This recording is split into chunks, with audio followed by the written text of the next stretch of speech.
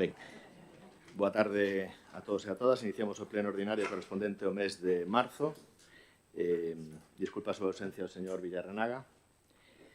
Punto número 1, aprobación da acta da sesión plenaria ordinaria anterior do 24/2/2026. Votos a favor?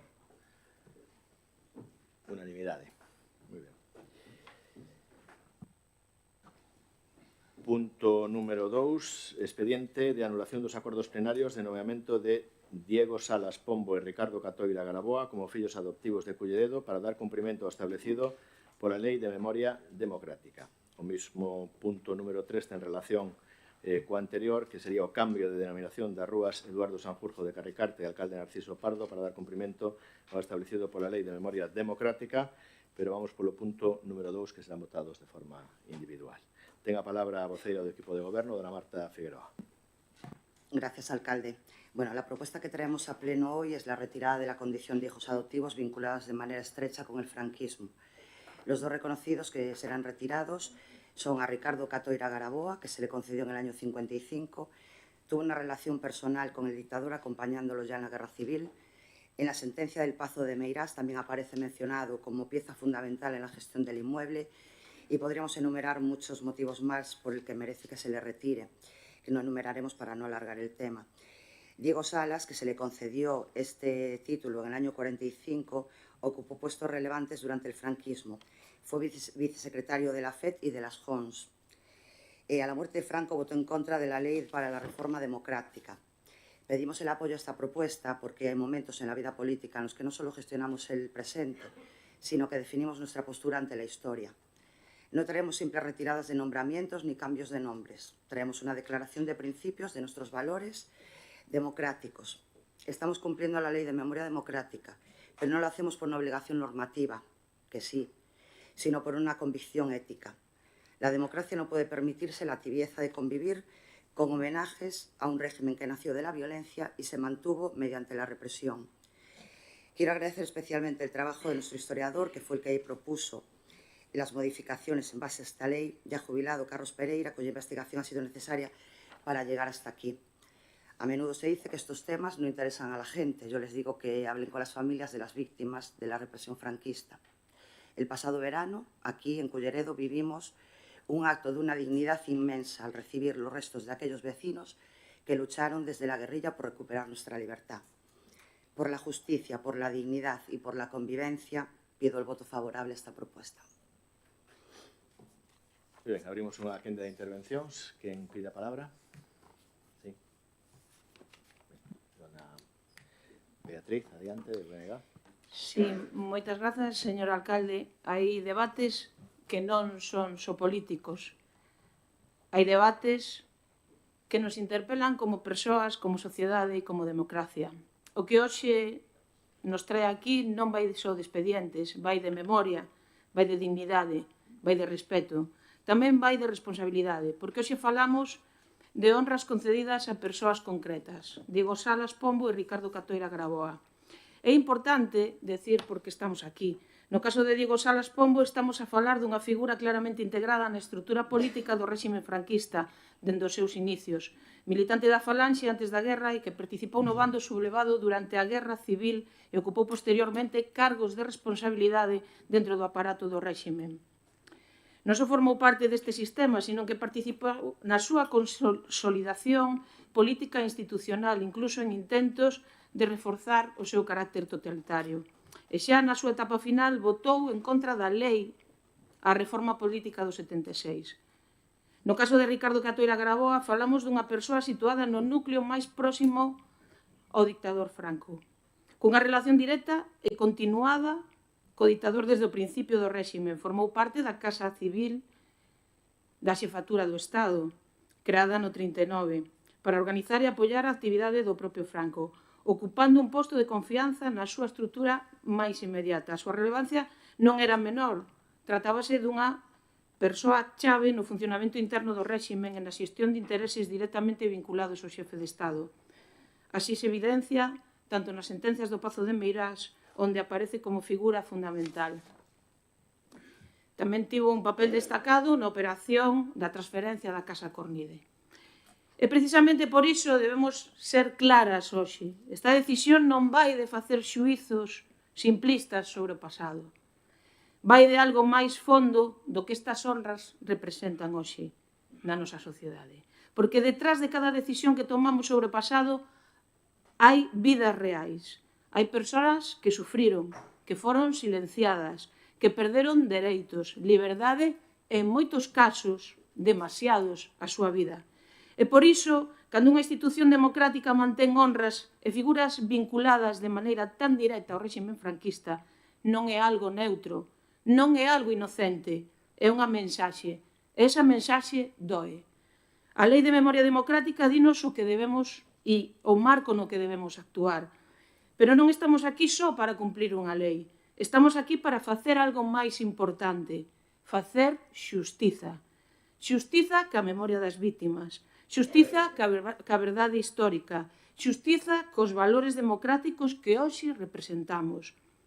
Porque hai decisións que son legais, pero sobre todo deben ser xustas, e esta é unha delas.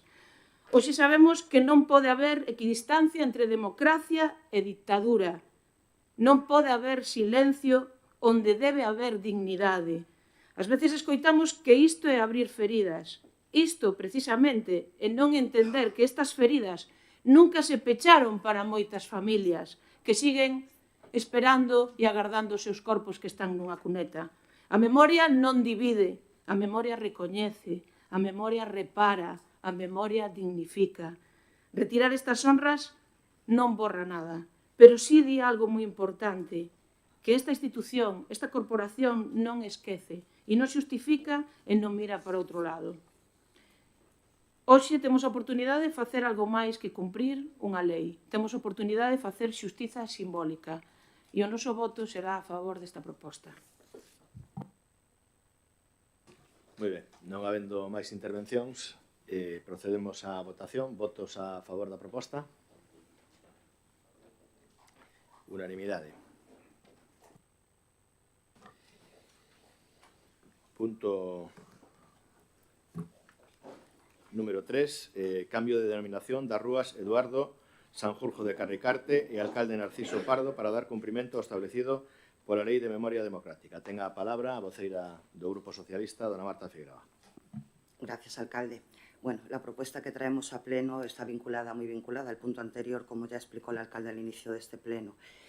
Los cambios que proponemos son de dos calles, Sanjurjo de Carricarte y alcalde Narciso Pardo, una situada en el Burgo y otra en la parroquia de Liñares. Sanjurjo de Carricarte participó en la Guerra Civil y fue parte de varios tribunales militares. En su actividad de vocal ponente redactó sentencias, entre ellas un consejo de guerra sumarísimo en el año 47, en el que procesaron a 56 personas, varias de ellas vecinas de Culleredo. Narciso Pardo fue un dirigente provincial de la organización falangista, dedicada a controlar a los labradores y ganaderos. Participó en tribunales de responsabilidad política durante el franquismo.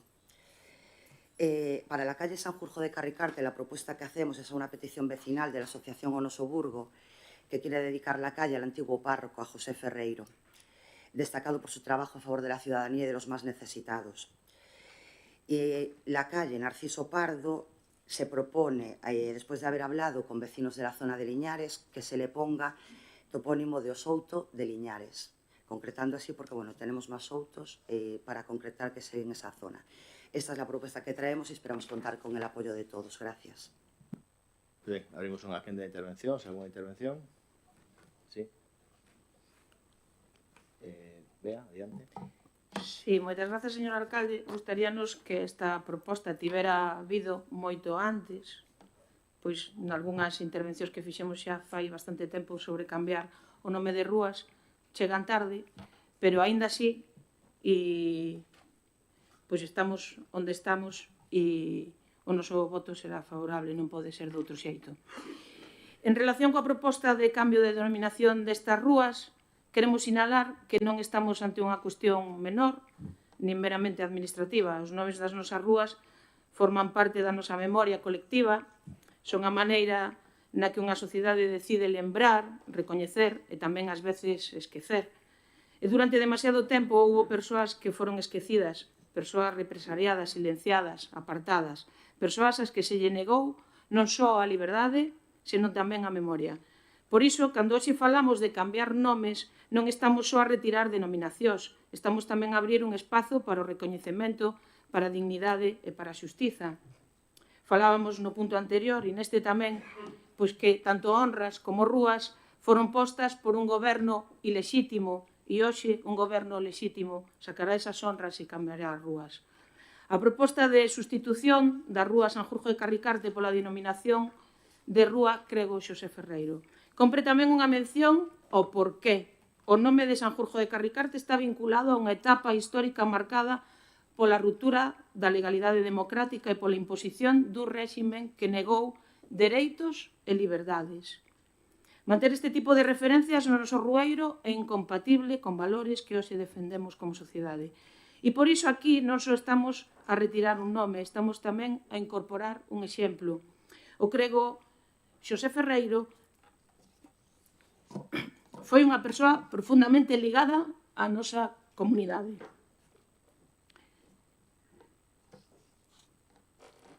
Comprometida cos máis desfavorecidos, coa defensa da lingua galega e coa protección do noso patrimonio cultural e inmaterial. Pero hai algo máis que fai este nome especialmente significativo. Non só é unha decisión institucional, é tamén unha proposta nacida da nosa veciñanza. Foi a Asociación de Veciños o noso Burgo a que impulsou esta iniciativa recollendo máis de 400 sinaturas para que esta rúa levara o seu nome. Iso tamén é memoria construída desde a veciñanza, desde a comunidade, desde a vontade de recoñecer a quen deixou pegada real na vida das persoas. Recoñecelo hoxe tamén é unha forma de dicir que queremos poñer no centro as persoas que construíron comunidade desde o respeto e a solidariedade. Por outra banda, a proposta de sustituir a rúa Alcalde Narciso Pardo en Liñares pola denominación O Souto de Liñares incorpora algo igualmente valioso, a recuperación da nosa memoria colectiva ligada ao territorio. Os topónimos son historia viva, son a nosa identidade, son unha forma de manter viva a relación co lugar, coa terra e coa xente que habitou. É recuperar nomes propios e tamén unha forma de reparar esquecementos e devolverlle valor ao que é noso. Pero algo hai máis fondo en todo isto, porque durante décadas, mentres algúns nomes ocupaban o espazo público, outros quedaban no silencio.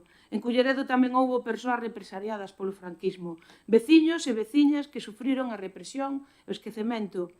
Hoxe non vamos a nomear as máis de 50 persoas que teñen relación con Culleredo, que vostedes as poden consultar en Nomes e Voces nun proxecto da universidade. Persoas as que se silenciaron, moitas sen ningún recoñecemento institucional, persoas que siguen no anonimato, familias que aínda hoxe teñen medo de falar porque aínda teñen medo deste fascismo que sigue nas rúas. Persoas as que durante demasiado tempo se lles negou tamén o dereito a ser lembradas.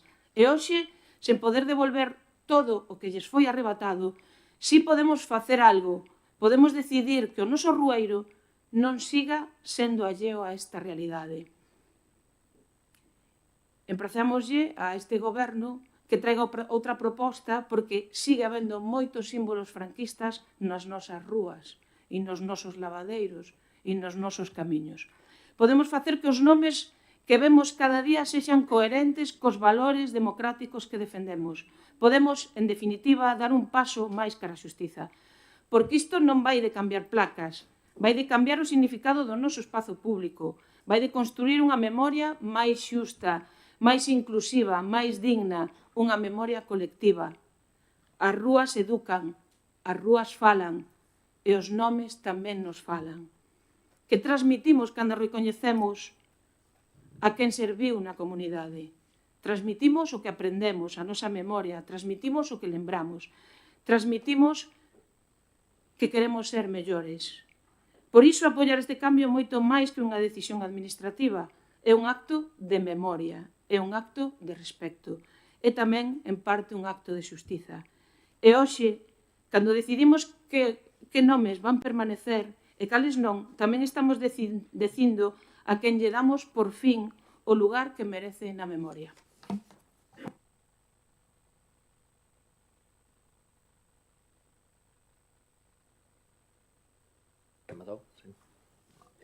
Vanessa, del Grupo Popular, adiante. Gracias, alcalde. La ley está para cumplirla y desde nuestro grupo así lo entendemos y por eso votaremos a favor de esta moción. También creemos que hay personas que han dejado huella y merecen ese reconocimiento, como es el caso del párroco, por el cariño que le tienen sus feligreses y el trabajo que ha realizado. Eso hay que ponerlo en valor. Pero dicho esto, hay algo que no podemos aceptar, que todo se quede en una placa. Mientras ustedes cambian nombres, hay vecinos que llevan años viviendo en calles completamente abandonadas. El caso más evidente es la calle General Sanjurjo. Locales cerrados, suciedad, pavimento deteriorado, falta de iluminación, etcétera, etcétera. No es algo nuevo, es el resultado de años de dejadez. Más de 400 vecinos y comerciantes pidieron soluciones en 2024. No hubo respuesta. Este año, solo un anuncio, sin plazos ni compromiso real. Por eso, el problema no es cómo se llama la calle, sino cómo está la calle. Culleredo no necesita maquillaje, necesita gestión. Los vecinos no piden cambios de nombres, piden limpieza, mantenimiento y soluciones reales. Menos titulares y más hechos. Porque la dignidad de un barrio no se mide por el nombre de sus calles, sino porque cómo se vive en ellas. Muchas gracias. Gracias, alcalde. Bueno, en primer lugar, adelantarle gracias por el apoyo. Entiendo que no podía ser de otra manera. Lo que sí simplemente aclarar que lo que tenemos aquí es una propuesta de cambio de símbolos y de calles de nombres fascistas, que creo que flaco favor estamos haciendo a la Ley de Memoria Democrática, interfiriendo con otro tipo de polémicas que pueden presentarse en cualquier otro momento por multitud de vías. Creo que es un poco desprestigiar la propuesta que traemos aquí, mencionar el estado de la calle. Podremos coincidir o no, podrá haber proyecto o no. Creo que se puede hablar en millones de ocasiones sin introducirlo en un tema tan delicado como el que estamos hablando hoy. Sinceramente, me parece poco ético. Es mi opinión. Espero que sea respetada, pero lo que traemos aquí es una propuesta en cumplimiento de la Ley de Memoria Democrática que nada tiene que ver con la gestión en este momento de la calle concretamente que usted menciona, que es Sanjurjo de Carricarte. Vamos a hablarlo un montón de veces más. Cuando quieran podemos hablarlo 1000 veces, pero no hoy. Gracias. Sí, Bea, creo que pedido palabra. Sí, moitas grazas, señor alcalde. Decía a concelleira do Partido Popular que non era, ou mellor entendíñe mal, que non era un problema o nome da rúa. Sí, ese é un problema do nome da rúa. É un problema porque temos unha lei que temos que cumprir. E, aparte, hai un problema, que hai unha rúa que se chama Sanjurjo de Carricarte e que tiña que estar, pois mire, si quere, leolle a lei ou mándolle todos os artigos para que lea. Que temos a lei do 19 de outubro do 22. Por eso dixen na primeira intervención que xa íbamos tarde. O outro é outro problema, que o BNG moitas veces ten reclamado e ten falado aquí. Pero o nome da rúa é un problema, claro que é un problema, e non é un gasto, nin é algo superfluo, é un problema. Temos que nomear a nosa memoria e temos que tela presente e temos que saber a quen lle transmitimos a nosa memoria e os nosos valores e quen non ten que estar nomeado nunha praza e nunha chapa. Sí. Nosotros no cuestionamos ni el cumplimiento de la ley ni la placa. Lo que cuestionamos es la forma de gobernar, nada más. Estamos totalmente de acuerdo en que se cambie la placa, pero que también se hagan otras cosas. Y sabemos perfectamente la ley. Muchas gracias. Muy bien. Creo que quedou perfectamente debatido este punto e as posturas de cada grupo, co cal vamos a proceder á votación. Votos a favor da proposta. Unanimidade.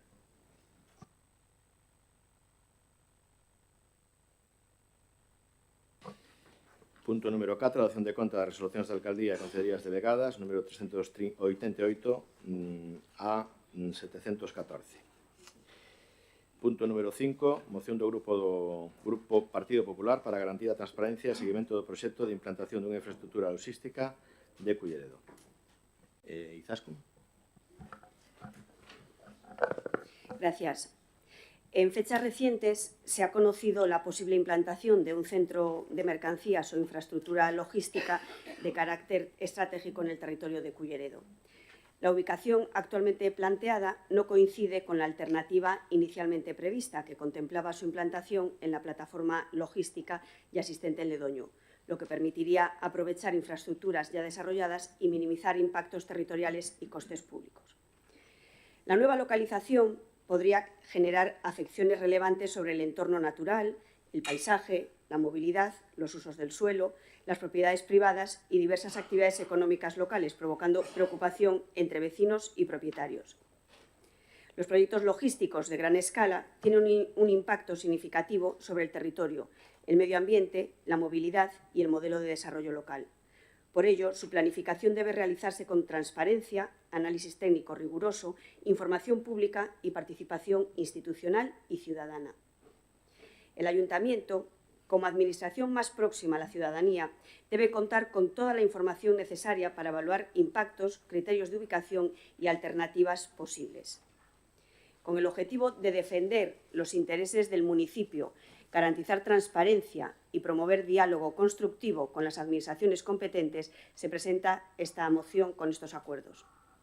Primero, crear una comisión municipal de seguimiento y análisis del proyecto con representación de todos los grupos políticos de la corporación, apoyada por los servicios técnicos necesarios para estudiar en profundidad el proyecto, analizar impactos ambientales, territoriales, urbanísticos, económicos y sociales y evaluar alternativas de implantación. La comisión deberá informar periódicamente al Pleno sobre los avances y la documentación recibida. Segundo, solicitar formalmente a las administraciones y organismos responsables del proyecto la remisión de toda la información técnica disponible, incluyendo memoria del proyecto, estudios de viabilidad, análisis de impacto territorial y ambiental, así como los criterios técnicos, logísticos, económicos y estratégicos que han motivado la ubicación propuesta. Y se solicitará respuesta en un plazo razonable. Tercero, requerir la justificación técnica de por qué no se prioriza la alternativa de implantación en la plataforma logística y asistente en Ledoño u otras ubicaciones que pudieran suponer menor impacto territorial, ambiental y social. Cuarto, solicitar la celebración de una reunión institucional con los responsables del Ministerio competente y organismos implicados, con participación de la Comisión Municipal, para trasladar la posición del municipio, conocer el estado de planificación del proyecto y defender soluciones que reduzcan o eviten afecciones sobre el entorno natural, el territorio y las propiedades afectadas.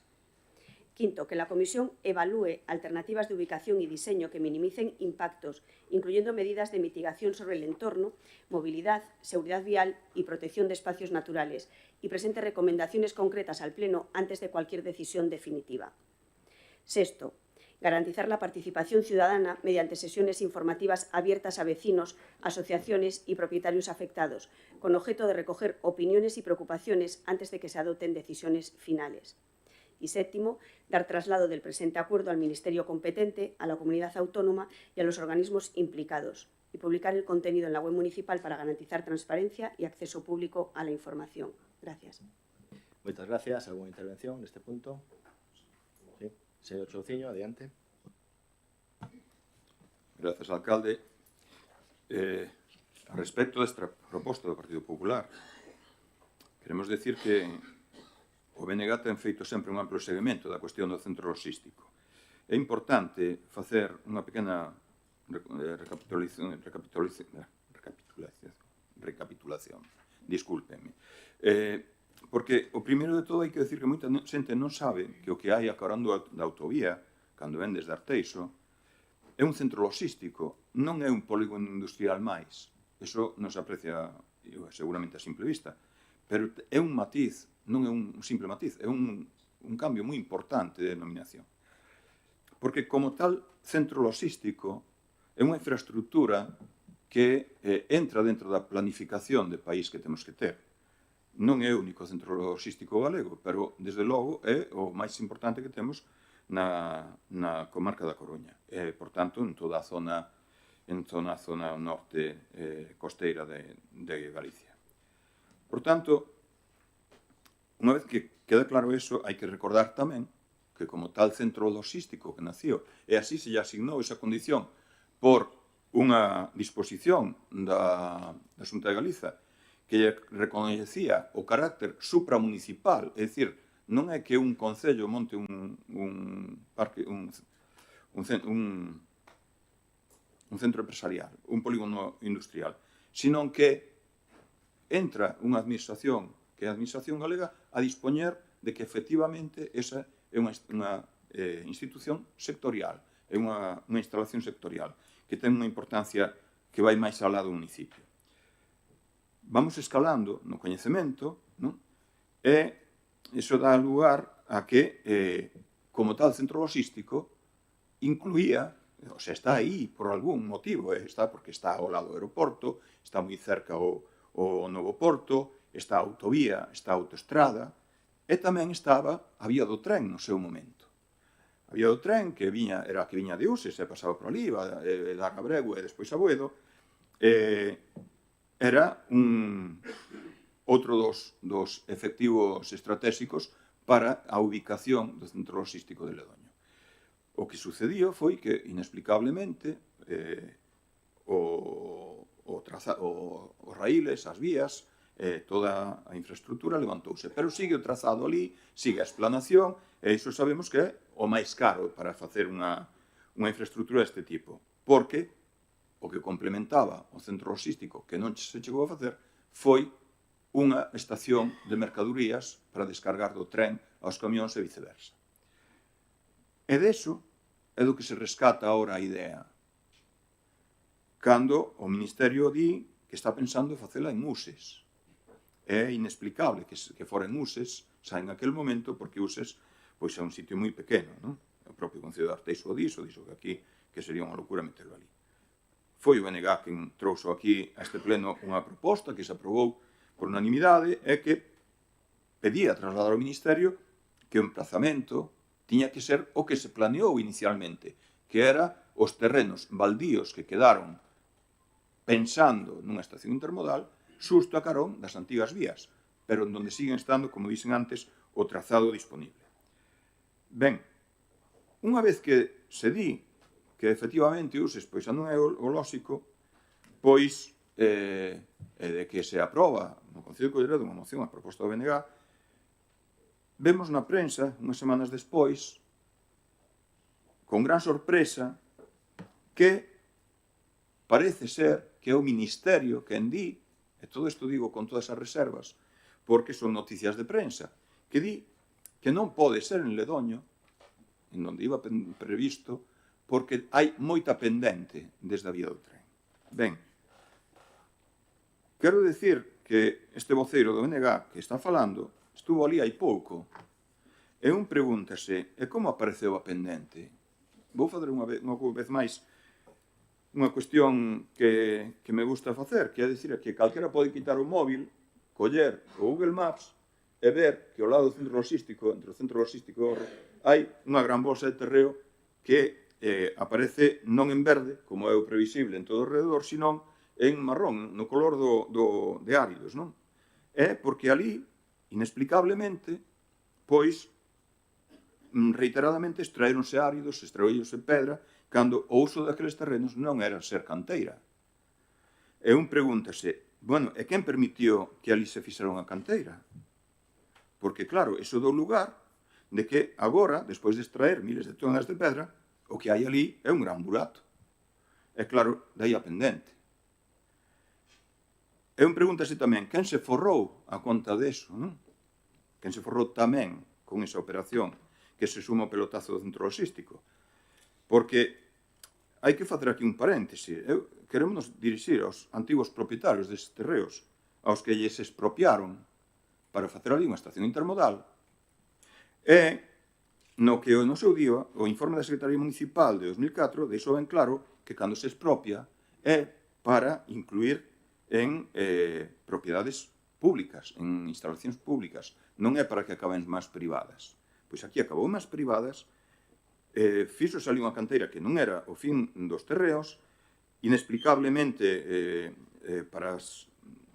non se sabe con que tipo de autorizacións, se é que son en algún momento, e ademais, a posteriori, recentemente, hai cousa de un ano, pois tamén tuvemos que denunciar aquí que ali estaba habendo movimentos de terras que non se coñecía que tuveran licencia.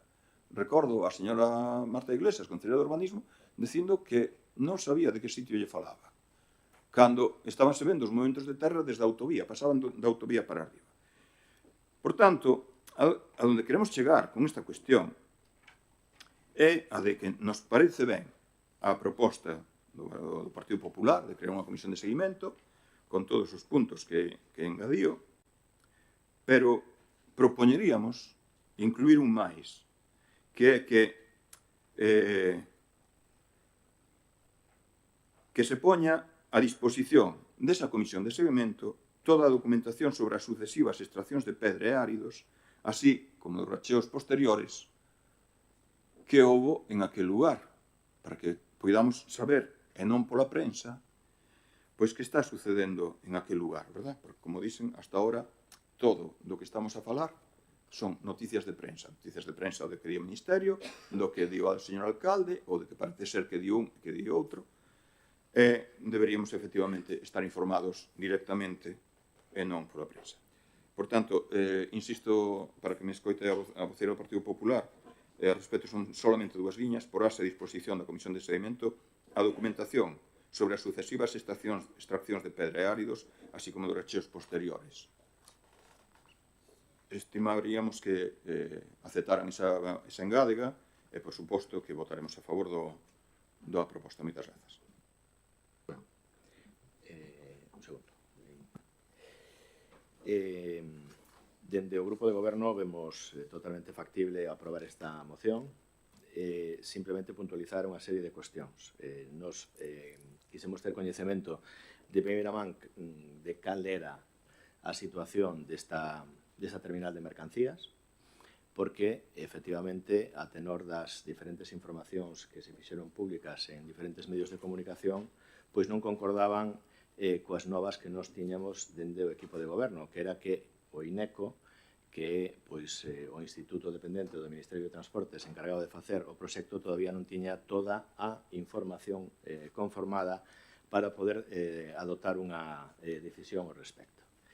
Unha vez que a negativa do Concello de Arteixo a que fora en Uxes foi pois, aproveitada polo Concello de Culleredo para implantar esa terminal de mercancías no centro logístico de Ledoño, porque xa existía unha segunda fase, como ben indicaba o señor Souciño, na cal xa se incluía unha terminal de mercancías no propio CLT, pois considerábamos que era unha oportunidade para complementar ese hub logístico que creemos que Culleredo ten que liderar por mor de ter as infraestructuras por terra máis importantes, lóxicamente o aeroporto e tamén o centro logístico de transportes. De feito, neste sentido, nos puxemos en contacto con SEA, que é pois, o suelo empresarial do Atlántico, e co SEPE, no sentido de que nos axudaran a elaborar un informe exhaustivo sobre as posibilidades, a viabilidade e o futuro que pode ter o propio Centro Logístico de Transportes, e sempre tendo en conta, dada a oportunidade, de que se conformara ali a terminal de mercancías hacia o porto exterior. Nestes días tivemos a oportunidade de falar co delegado do Goberno, o propio presidente de Portos pois fixo unha visita a este concello porque a él tamén lle plantexaron algunha alternativa que era situalo unhos metros antes da estación de Uxes e nos plantexou no concello que nos parecía. Nos dixemos que tiñamos que ver esa hipotética ubicación, pero que en calquera caso a nosa preferencia sempre sería ubicalo no Centro Logístico de Transportes e non trasladar un problema que Arteixo rexeitou, que nós o apoiamos, 200 ou 300 metros hacia atrás, porque iso pois, redundaría, lóxicamente, nun persuicio a priori para todos os veciños e veciñas. E tendo unha infraestructura como era o CLT, pois non considerábamos que poidera existir outra posibilidade. Nese sentido, mantivemos unha reunión co delegado do Goberno, o cal nos traslada o mismo, que todavía se está na fase de elaboración do proxecto de viabilidade para conformar cal é a mellor ubicación desta plataforma. Parece que se descarta Cerceda, no entorno de Meirama, descartado Uxes, pois había esa posibilidade de ahorro, ou existía a posibilidade todavía do Centro Logístico de Transportes, pero é que non hai absolutamente nada decidido. De feito, na pasada semana, que eu estaba pois en Madrid por diferentes asuntos e tive a oportunidade de manter unha conversación informal con Ferrocarrís neste sentido, e digo informal porque eles mesmos me decían no tenemos todavía nada que contaros, porque todavía estamos conformando información. De hecho, le hemos pedido el viernes anterior a la semana pasada información al Ayuntamiento de Culleredo, que a nos chegou por rexistro LUNS, pois de o que na calificación urbanística de todo o ámbito da vía do tren dende o Centro Logístico de Transportes para coñecer e facer un estudio máis exhaustivo da posible ubicación.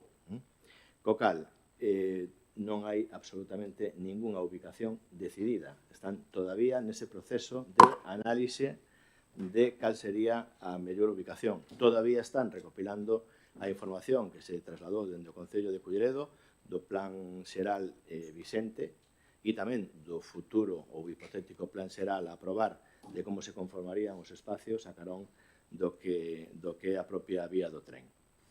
A defensa que nos fixemos é que os veciños rexeitan unánimemente por unha reunión que eu mantiven con diferentes veciños de diferentes localidades e diferentes colectivos asociativos, pois para coñecer cal era a súa voz e tamén para trasladarlle o mismo que lle estón trasladando agora a vostedes, de que non tiñamos coñecemento de que houbera todavía nada definitivo e que no momento que houbera, pois así o íbamos a trasladar. E iso foi o que trasladamos, que creo que é o que de forma unánime todos pensamos nesta corporación de 21 concelleiros e concelleiras. Sí que Culleredo tiña algo que decir en Madrid, inda que Madrid non nos tivera nada que decir todavía, e é que rexeitamos totalmente esa ubicación na parroquia de Orro. Esa ubicación que tanta trascendencia nos medios de comunicación pois estivo a ter e que centraran todos os seus esforzos no propio Centro Logístico de Transportes de Culleredo.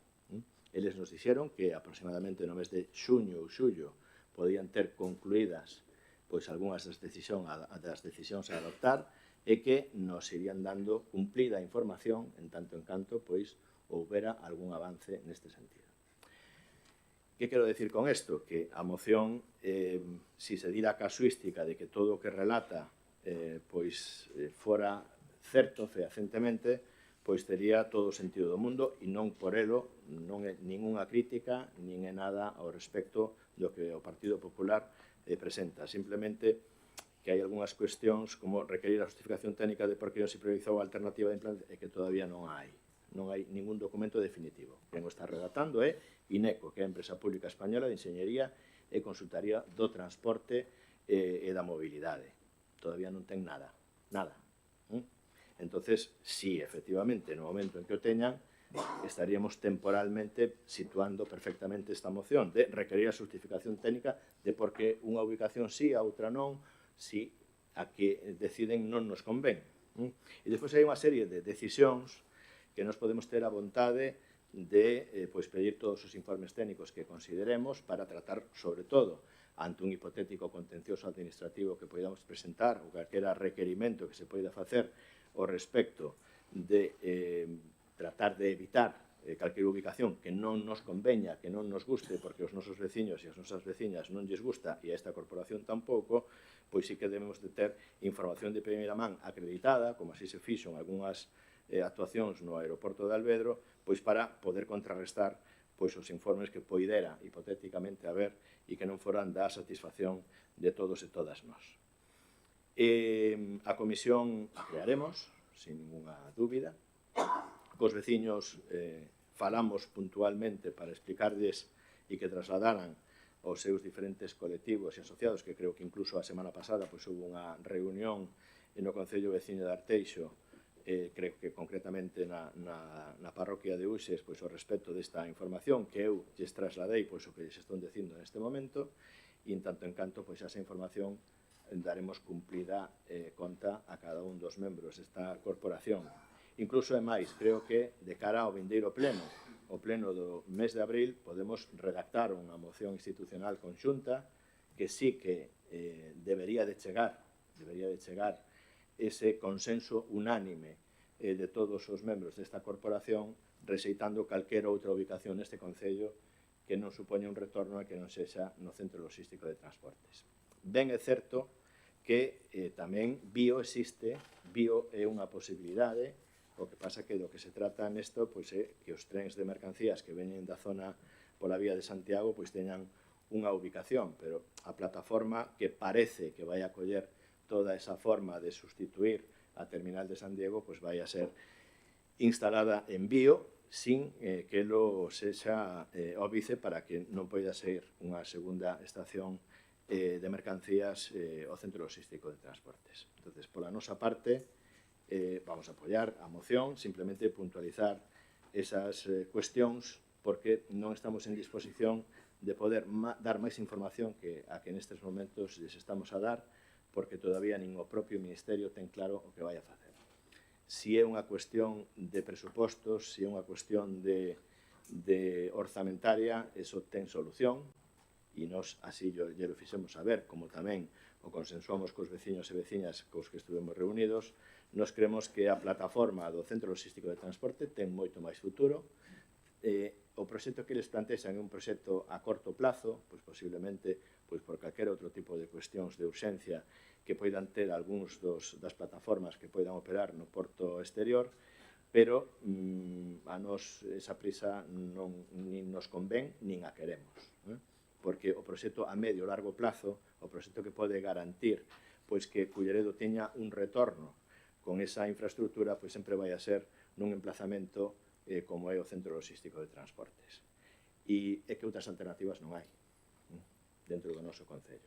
Creo que por parte dos concellos limítrofes, sin concretar cal, pois temos tamén o máximo apoio, como nós tamén lle lo dimos no momento en que rexeitaron esa plataforma no seu Concello, dándolle total autonomía para que se reuniran cos seus veciños e veciñas, pero poñendo de manifesto que Culleredo apoiaba esa decisión e, por suposto, os veciños limítrofes da parroquia de Uxes, e creo que é recíproco que tamén nos van a dar ese apoio para rexeitar calquera outra ubicación que non sexa o Centro Logístico de Transportes. É unha cuestión de carácter supramunicipal, é unha cuestión de carácter estatal, de interés xeral, e, por sorte ou por desgracia, este Concello xa ten experiencia nestas lides, co cal non vamos a cometer erros do pasado, vamos a atender a esa solicitude que nos fai o Partido Popular, porque xa estábamos tamén traballando sobre ela, e tratar de que exista o máximo consenso para que todas e todos estemos de acordo nesa decisión unánime e que tamén espero que veña avalada pola SEA e pola SEPE de que Ledoño é a mellor ubicación. Moitas gracias. Gracias por el apoyo.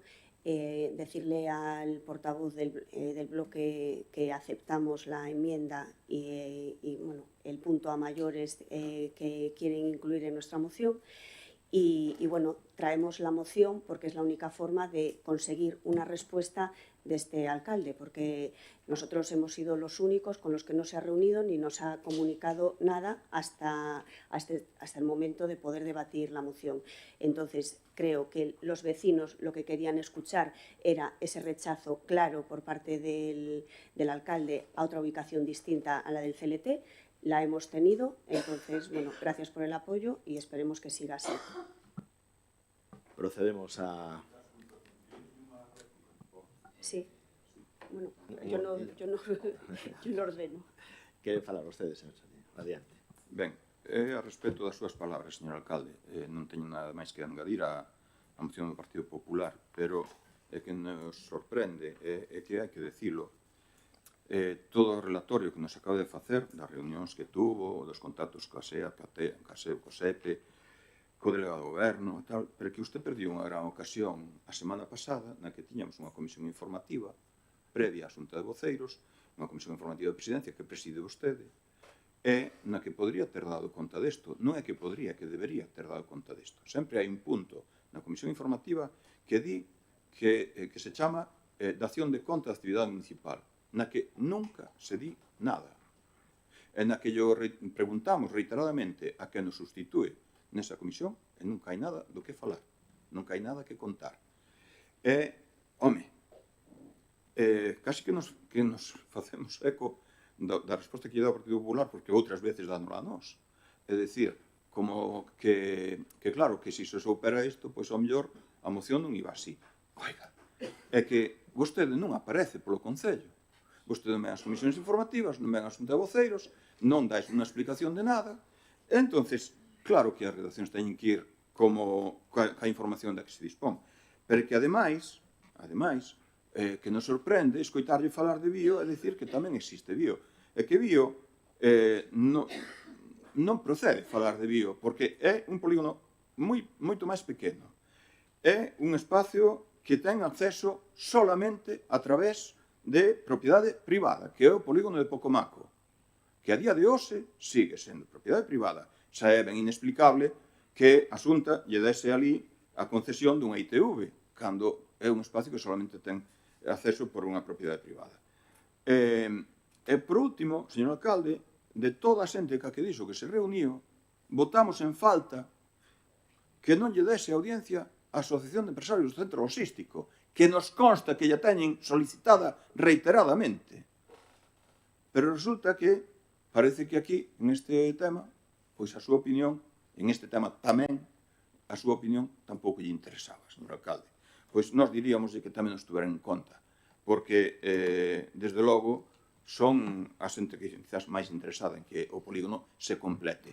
Non nesa segunda fase de que vostede fala, sino nesa única fase que debería ter realizado e non se fixo, non? Porque todo era unha única fase.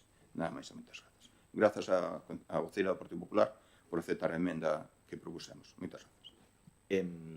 Bueno, simplemente decir que se falou con todas as partes, cos veciños e tamén cos empresarios que xa saben que unha vez teñamos ese informe, pois é cando vamos a dar conta de todas esas inquedanzas que teñen. En calquera caso, as posturas de cada grupo xa están máis que claras e debatidas e procedemos con esa emenda que acepta o Partido Popular a votación deste punto da orde do día. Votos a favor?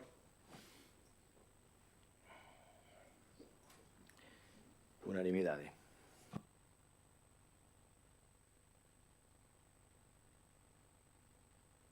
Punto número 6, moción do Grupo do Partido Popular para instar a Deputación a executar beirarrúas medidas de seguridade viaria na estrada DP 1705 dende o CEIP de Tarrío ata a C400. Ten a palabra, non sei, señora Izaskun, adiante. Gracias. La carretera DP 1705 es titularidad de la Diputación de A Coruña y en el tramo desde el Colegio de Tarrío hasta la C400 carece de aceras continuas, iluminación suficiente y medidas de seguridad vial adecuadas, lo que representa un riesgo constante para escolares que van a pie al colegio y para jóvenes y vecinos que utilizan la vía para ir caminando desde el pabellón polideportivo a la zona comercial próxima al aula de Culleredo. En el pasado se han producido accidentes que podrían haberse evitado con un entorno peatonal seguro. El Grupo Municipal Popular de Culleredo ha trasladado esta demanda a la Diputación de A Coruña en 2 ocasiones mediante ruegos. En septiembre del 2023, solicitando la construcción de aceras, iluminación, desbroce de cunetas y reducción de la velocidad. En marzo del 2025, reiterando la urgencia de estas actuaciones. Al día siguiente del Pleno de la Diputación de marzo de 2025, el alcalde publicó que existía un proyecto para mejorar la seguridad vial del entorno del CEIP de Tarrío para la construcción de aceras desde el punto kilométrico 1,353 hasta el 1,720. Ampliación de calzada y renovación de firme, presupuesto 250.000 euros aproximadamente. Hasta la fecha, ha pasado un año, aún no ha sido ejecutada. La demora mantiene en riesgo diario a escolares y vecinos. El Grupo Municipal Popular de Culleredo ha seguido de cerca esta cuestión, reuniéndose personalmente con la diputada de Obras de la Diputación de A Coruña y con vecinos afectados por la falta de seguridad, quienes trasladaron la preocupación por el riesgo diario para los niños, jóvenes y mayores que transitan esta carretera. Llevamos más de una década escuchando las mismas demandas vecinales sin resultados concretos. Cada día de retraso aumenta la exposición al riesgo y hace más urgente la intervención inmediata. Por todo lo expuesto, el Grupo Municipal Popular propone al Pleno del Concello de Culleredo la aprobación de la siguiente moción. Instar a la Diputación de A Coruña a ejecutar de manera inmediata la construcción de aceras en la DP 1705 desde el colegio hasta la C400, garantizando un itinerario seguro para escolares y vecinos. solicitar que se incluyan en la actuación la instalación de iluminación adecuada en todo el tramo, el desbroce y mantenimiento regular de las cunetas y medidas de calmado de tráfico, y requerir a la Diputación que informe al Concello de Culleredo sobre el calendario concreto de ejecución de estas obras, de manera que la ciudadanía tenga conocimiento claro de las fechas de inicio y finalización de los trabajos. Dar traslado de esta moción al presidente de la Diputación de A Coruña, al área de vías y obras y al grupo provincial correspondiente para garantizar su conocimiento y tramitación urgente.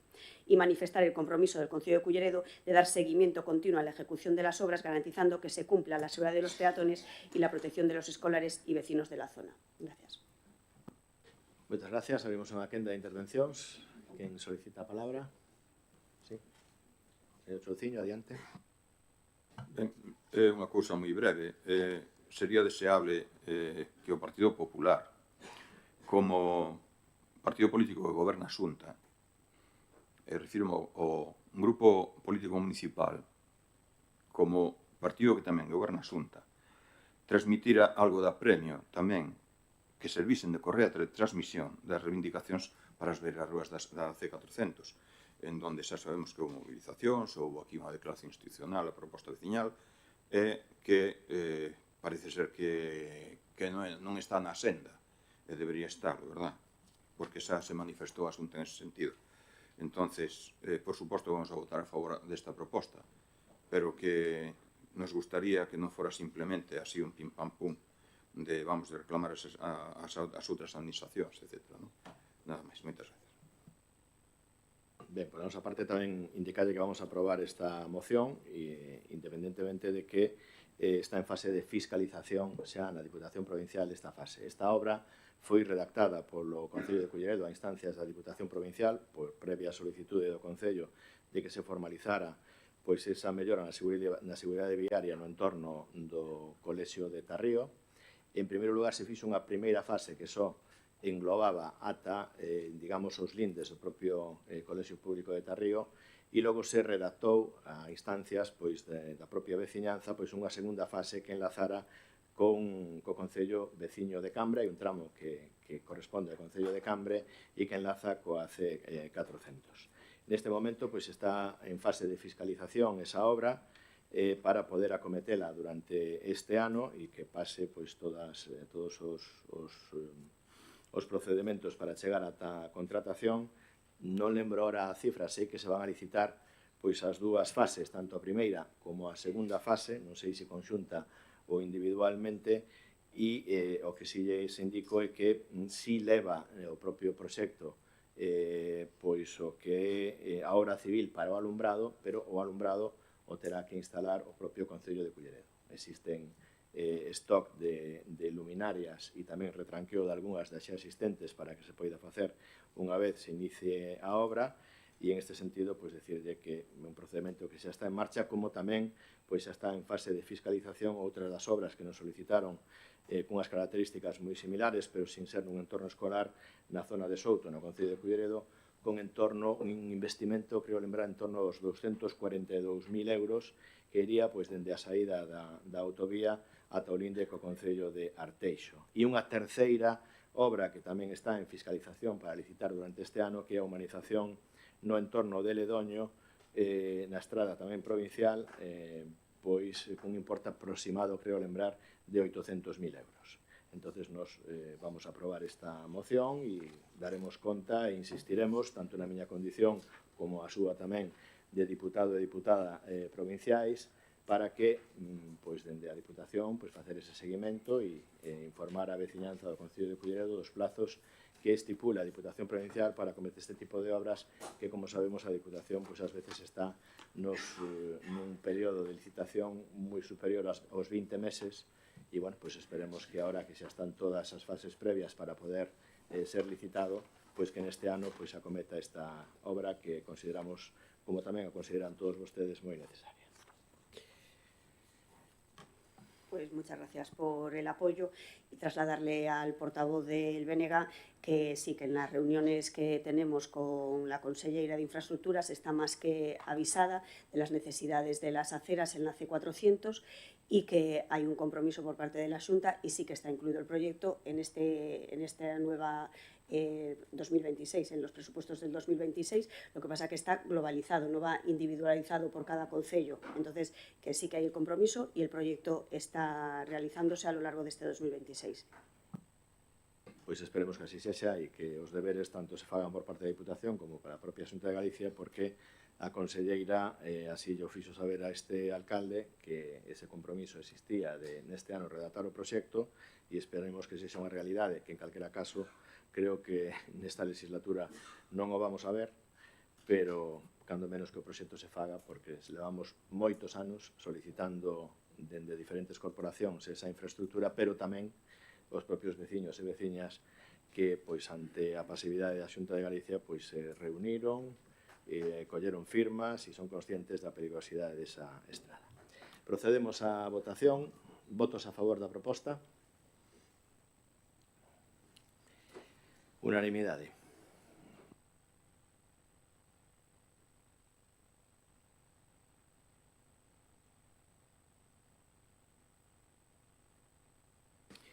Punto número 7, moción do Grupo do Partido Popular para un plan integral de reparación e mantemento de rúas e estradas en Culleredo.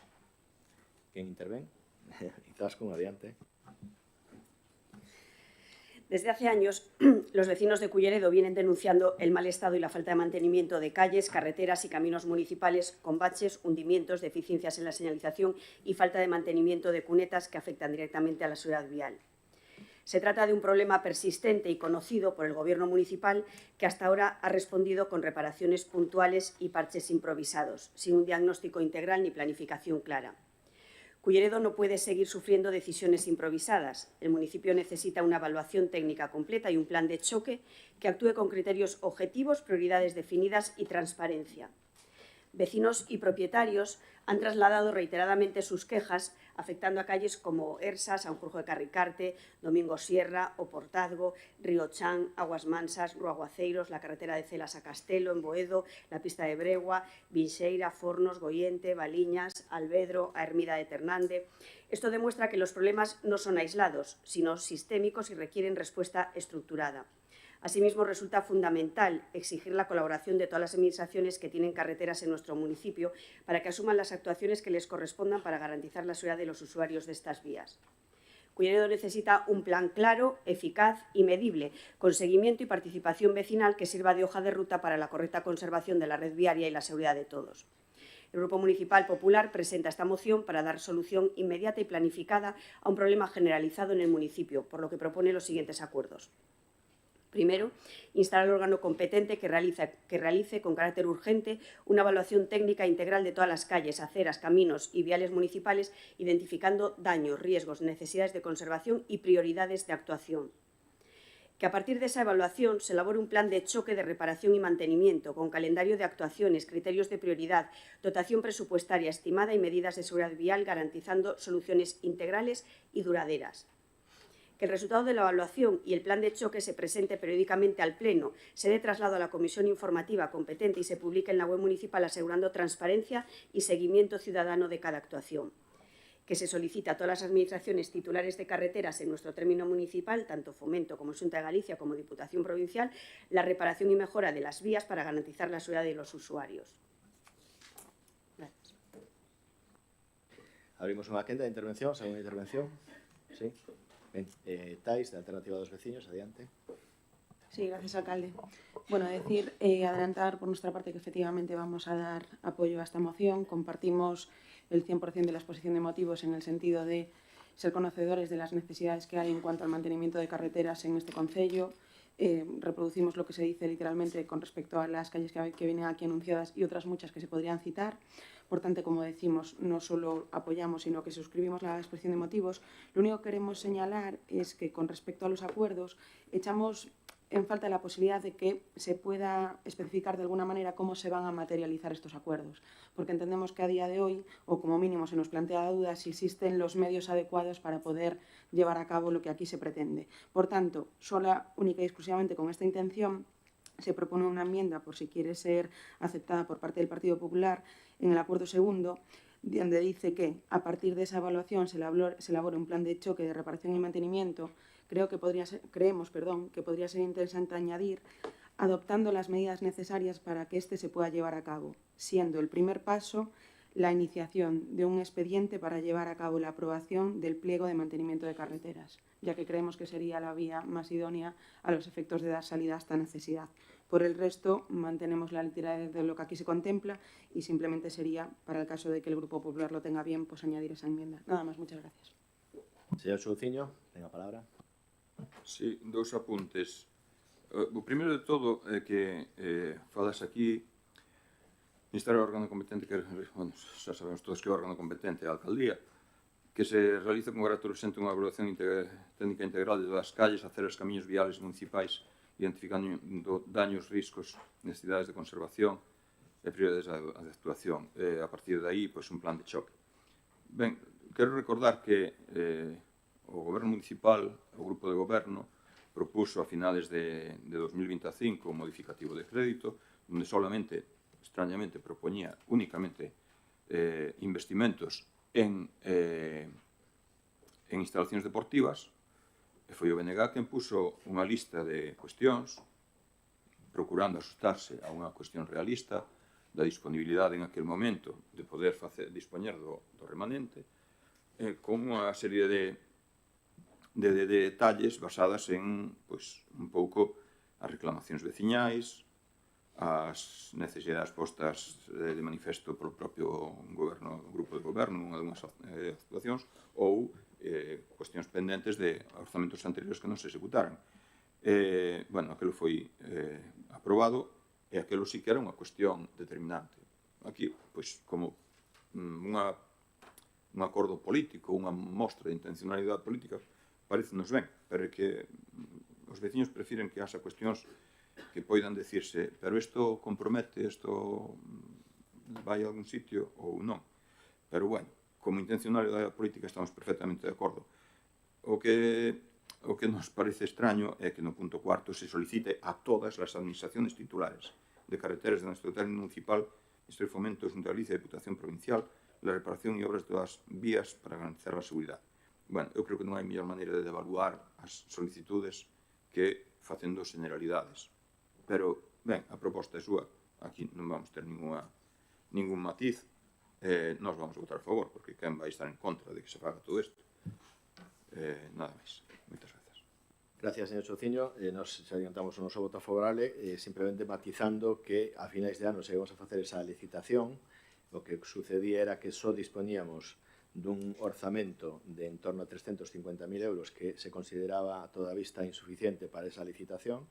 Se encargou pois a ampliación do proxecto. Nestes momentos está para podelo licitar, xa en contratación, nunha cifra que está entre os 500 e os 750.000 euros. Esta é a última cifra e a que nos consideramos que é necesaria pois para facer un perfecto mantemento de todo o que é o ámbito das estradas e da mobilidade no noso concello, incluindo pois señalización horizontal, vertical, beirarrúas e toda esta cuestión. A todas vistas era insuficiente ese orzamento co que podíamos licitar a final de ano, sobre todo tratándose de que un contrato creo que habría que renovar anualmente. Tamén decirlles bueno, que o propio pliego de prescripcións técnicas que está en contratación incluye un plan de choque que significa que a empresa adxudicataria deberá de atender a todas as necesidades urxentes que veñen pois derivadas de informes da Policía Local, dos propios técnicos municipais ou das propias achegas que nos fan as veciñas e veciños deste concello en diferentes puntos da rede de estradas do noso municipio, de titularidade municipal, pero, a súa vez, o propio pliego xa incluye que nos primeiros 6 meses deberá de presentar un informe exhaustivo sobre as intervencións que hai que facer en todas as rúas de titularidade municipal, para pois ter xa ese informe técnico que vostedes pois incluyen nesta moción e que xa está recollido nos propios pliegos que, como lle digo, xa datan do pasado ano, co cal pois non hai nin cabe ningunha sospeita de que está baseado na súa solicitude, porque o propio pliego xa recolle, como indico, que nos 6 primeiros meses deberá a empresa adxudicataria de presentar un informe exhaustivo sobre o estado das estradas que tipo de actuacións habería que facer nas mesmas e un plan logo xa máis ordenado, fora dese plan de choque, de como intervir nas propias estradas do Concello de Culleredo. No que atinxe pois, ao punto que vostedes nos refiren de a intervención de outras administracións que bueno, atravesan o noso Concello por ser un dos que máis administracións ten na competencia da mobilidade, tanto Fomento como Xunta de Galicia como a propia Diputación Provincial, decirles que dende o propio Departamento de Obras e Servicios pois sempre se dá conta a todas as administracións para que atendan o mantemento das súas estradas, que teñen un contrato pois similar ao que nos vamos a licitar nestes momentos, para que atendan pois a todas as necesidades que existen e, bueno, pois con unha maior ou menor celeridade, dependendo da administración e do orzamento co que conten, pois van cumplindo eses requerimentos que lle facemos dentro do Concello e os propios que fan con eses tamén plans de choque que teñen as outras administracións. Pero, como lles indico, a intención deste goberno municipal é de intentar chegar, e entre esta semana non, a semana que ven, pois estaremos en disposición de coñecer se podemos chegar a ese punto máximo de 750.000 euros, que é a cifra que os técnicos estiman sería necesaria para, como digo, incluir non só o mantemento en rebacheo, sino tamén da señalización horizontal e vertical e a reposición inmediata de todas estas señais. Por tanto, ya anunciamos o voto favorable. Sí, disculpe, no me quedó claro. ¿Cuándo dice que estaríamos a disposición de poder licitar ese pliego? Y después, ya si me contesta las dos, tenemos otras obras de carreteras pendientes que estaban financiadas con POS, tanto la de Río Chan como la de Vía de Ternande, que supongo que los vecinos quieren saber también cuándo se va a ejecutar esas obras. Empiezo por la última pregunta. As obras que están incluídas, algunhas das que vostedes relatan aquí, que están incluídas no plan de obras e servicios, como pois, Río Chan e algunha outra, pois se van a licitar, xa está o expediente de incorporación de créditos para podelo licitar, co cal nas vindeiras semanas se vai a proceder a licitar todas as que non teñen financiación afectada, como creo que é o caso da rúa Río Chan e algunha outra máis, Domingo Sierra, segunda fase, etc. As que teñen financiación afectada todavía non as podemos licitar porque está a interventora titular xa no seu posto, está facendo unha labor de supervisión da súa área, e unha vez teña feita a liquidación e podamos incorporar remanentes de outros anos para esas obras con financiación afectada, o que significa que o Concello pois, fai unha aportación, unha achega económica con orzamento propio, pois estaremos en disposición de licitar as outras, que son pois, de 14 obras aproximadamente que hai que licitar dos viarios municipais, pois creo que 4 teñen esa financiación afectada, co cal, bueno, pois, esperemos que neste mes de abril se poida proceder xa a licitación de todas esas obras. E en tanto en canto pois, o informe de intervención, de contratación, no sentido desa solicitude que fai o Departamento de Obras e Servicios para incrementar de 500 a 750.000 euros a partida presupostaria, pois en tanto en canto pois, nos determina a cifra exacta a que podemos facer a licitación e previos informes tamén dos habilitados nacionais nese sentido, pois procederemos a esa licitación que é urxente. Procedemos á votación. Votos a favor da proposta? Ai, como? Perdón. Votos a favor da proposta que a enmienda de alternativa dos vecinos. Unanimidade.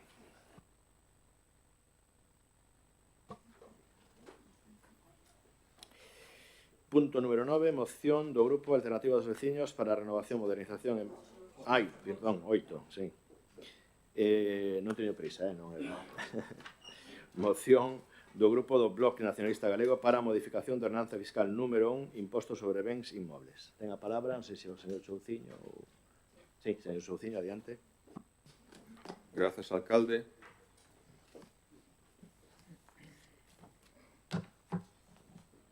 Pasamos a expoñer os motivos para solicitar a reforma da ordenanza fiscal número 1, co obxectivo de favorecer o acceso á vivenda A reforma da Lei de Facendas Locais introducida mediante a modificación do artigo 72, que pasa a ter o seguinte título: Artigo 72. Tipo de gravame. Recargo por inmuebles urbanos de uso residencial desocupados con carácter permanente.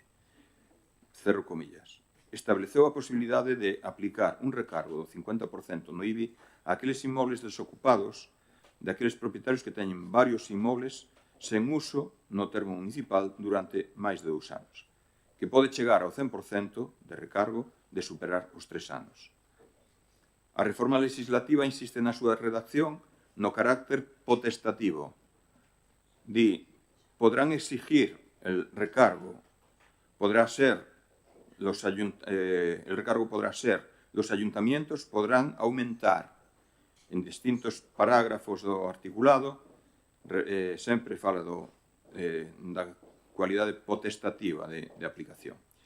Por lo que a lei non é de aplicación directa para todos os concellos, senón que requírese da adaptación das ordenanzas fiscais de cada concello para poder aplicalo. O devengo do IBI ten data do 1 de xaneiro, polo que é ben preparar e dar tempo aos servizos municipais encargados de dar forma á revisión da ordenanza fiscal coa antelación abonda para que estea aprobada definitivamente antes do 31 de decembro e que así se poida aplicar en 2027. Co obxectivo de aproveitar todas as posibilidades que permiten as últimas modificacións legais para incentivar que os inmobles de uso residencial pasen ter o obxecto para o que foron construídas, que é o de vivenda, propoñemos os seguintes acordos. 1. Iniciar o expediente de modificación da ordenanza fiscal número 1, imposto sobre bens inmobles, que recolla en particular as posibilidades de incentivar fiscalmente a utilización dos inmobles de uso de vivenda citados na exposición de motivos.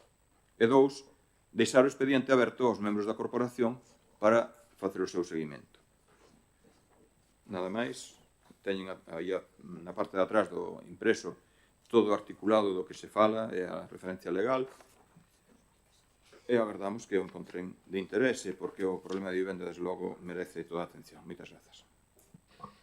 Abrimos unha quenda de intervencións, algunha intervención? Sí, vostede tamén. Señora Izaskun, adiante.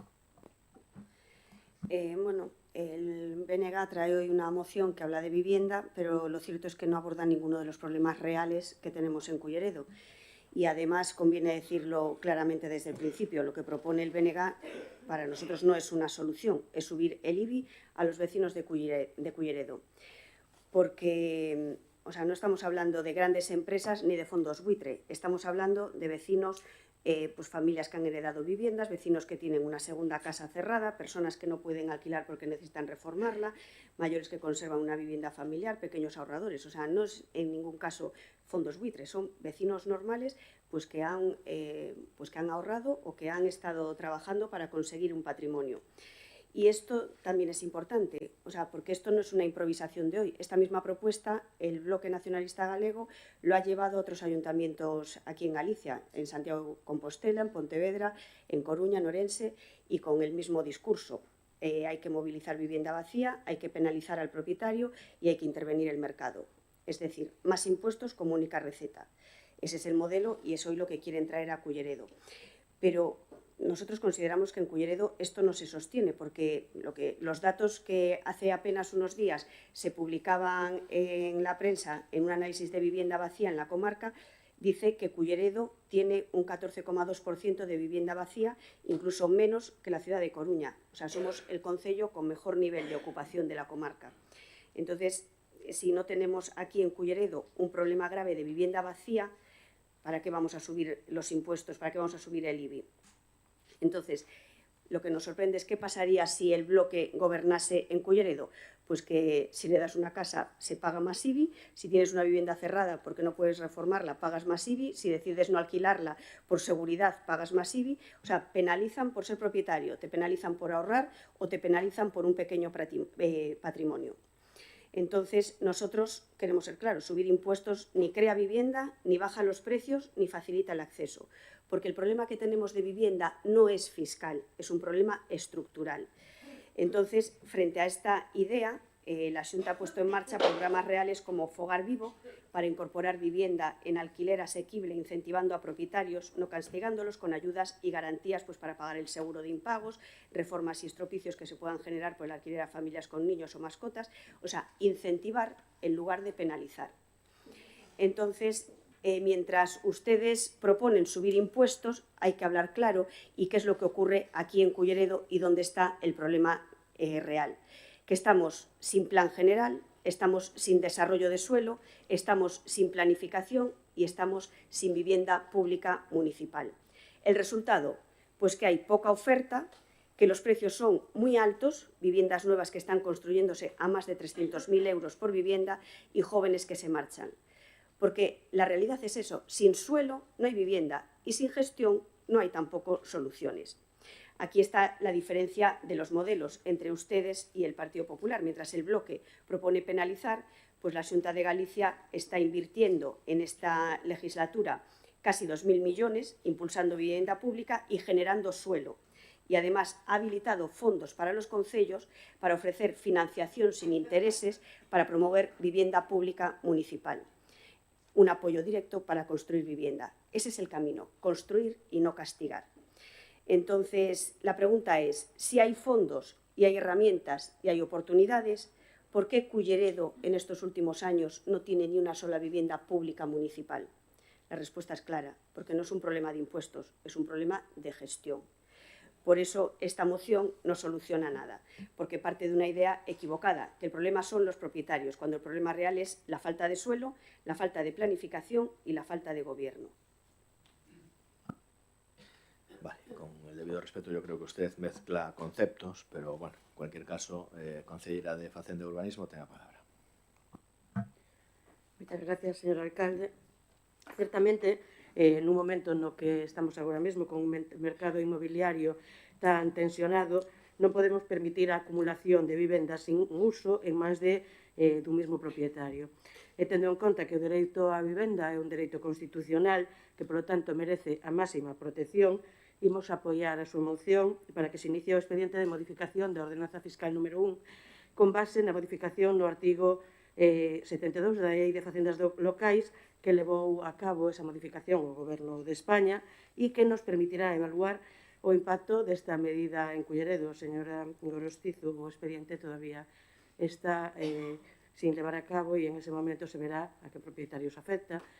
Van a ser propietarios con 4 ou máis vivendas que estén desocupadas con carácter permanente, porque iso é o que determina a lei, sen causa xustificada, hai períodos para alegacións.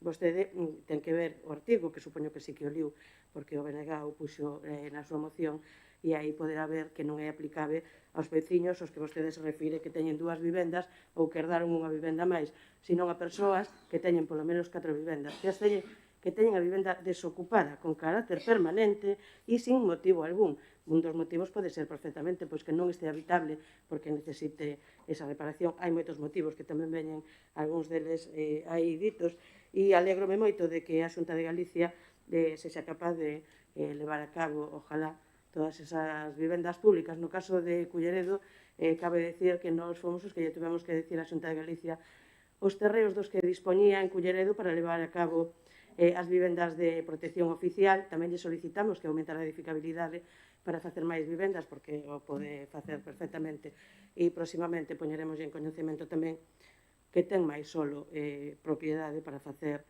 vivendas de protección oficial, que nos extraña que a Xunta non sexa coñecedora dos inmobles dos que dispón no noso territorio, pero nos faremoslo saber para que tamén poidan facer máis vivendas e acaden todo ese número de vivendas protegidas que nos sempre estaremos a favor da vivenda de protección, sobre todo se é para aluguer e para as persoas con rentas máis baixas.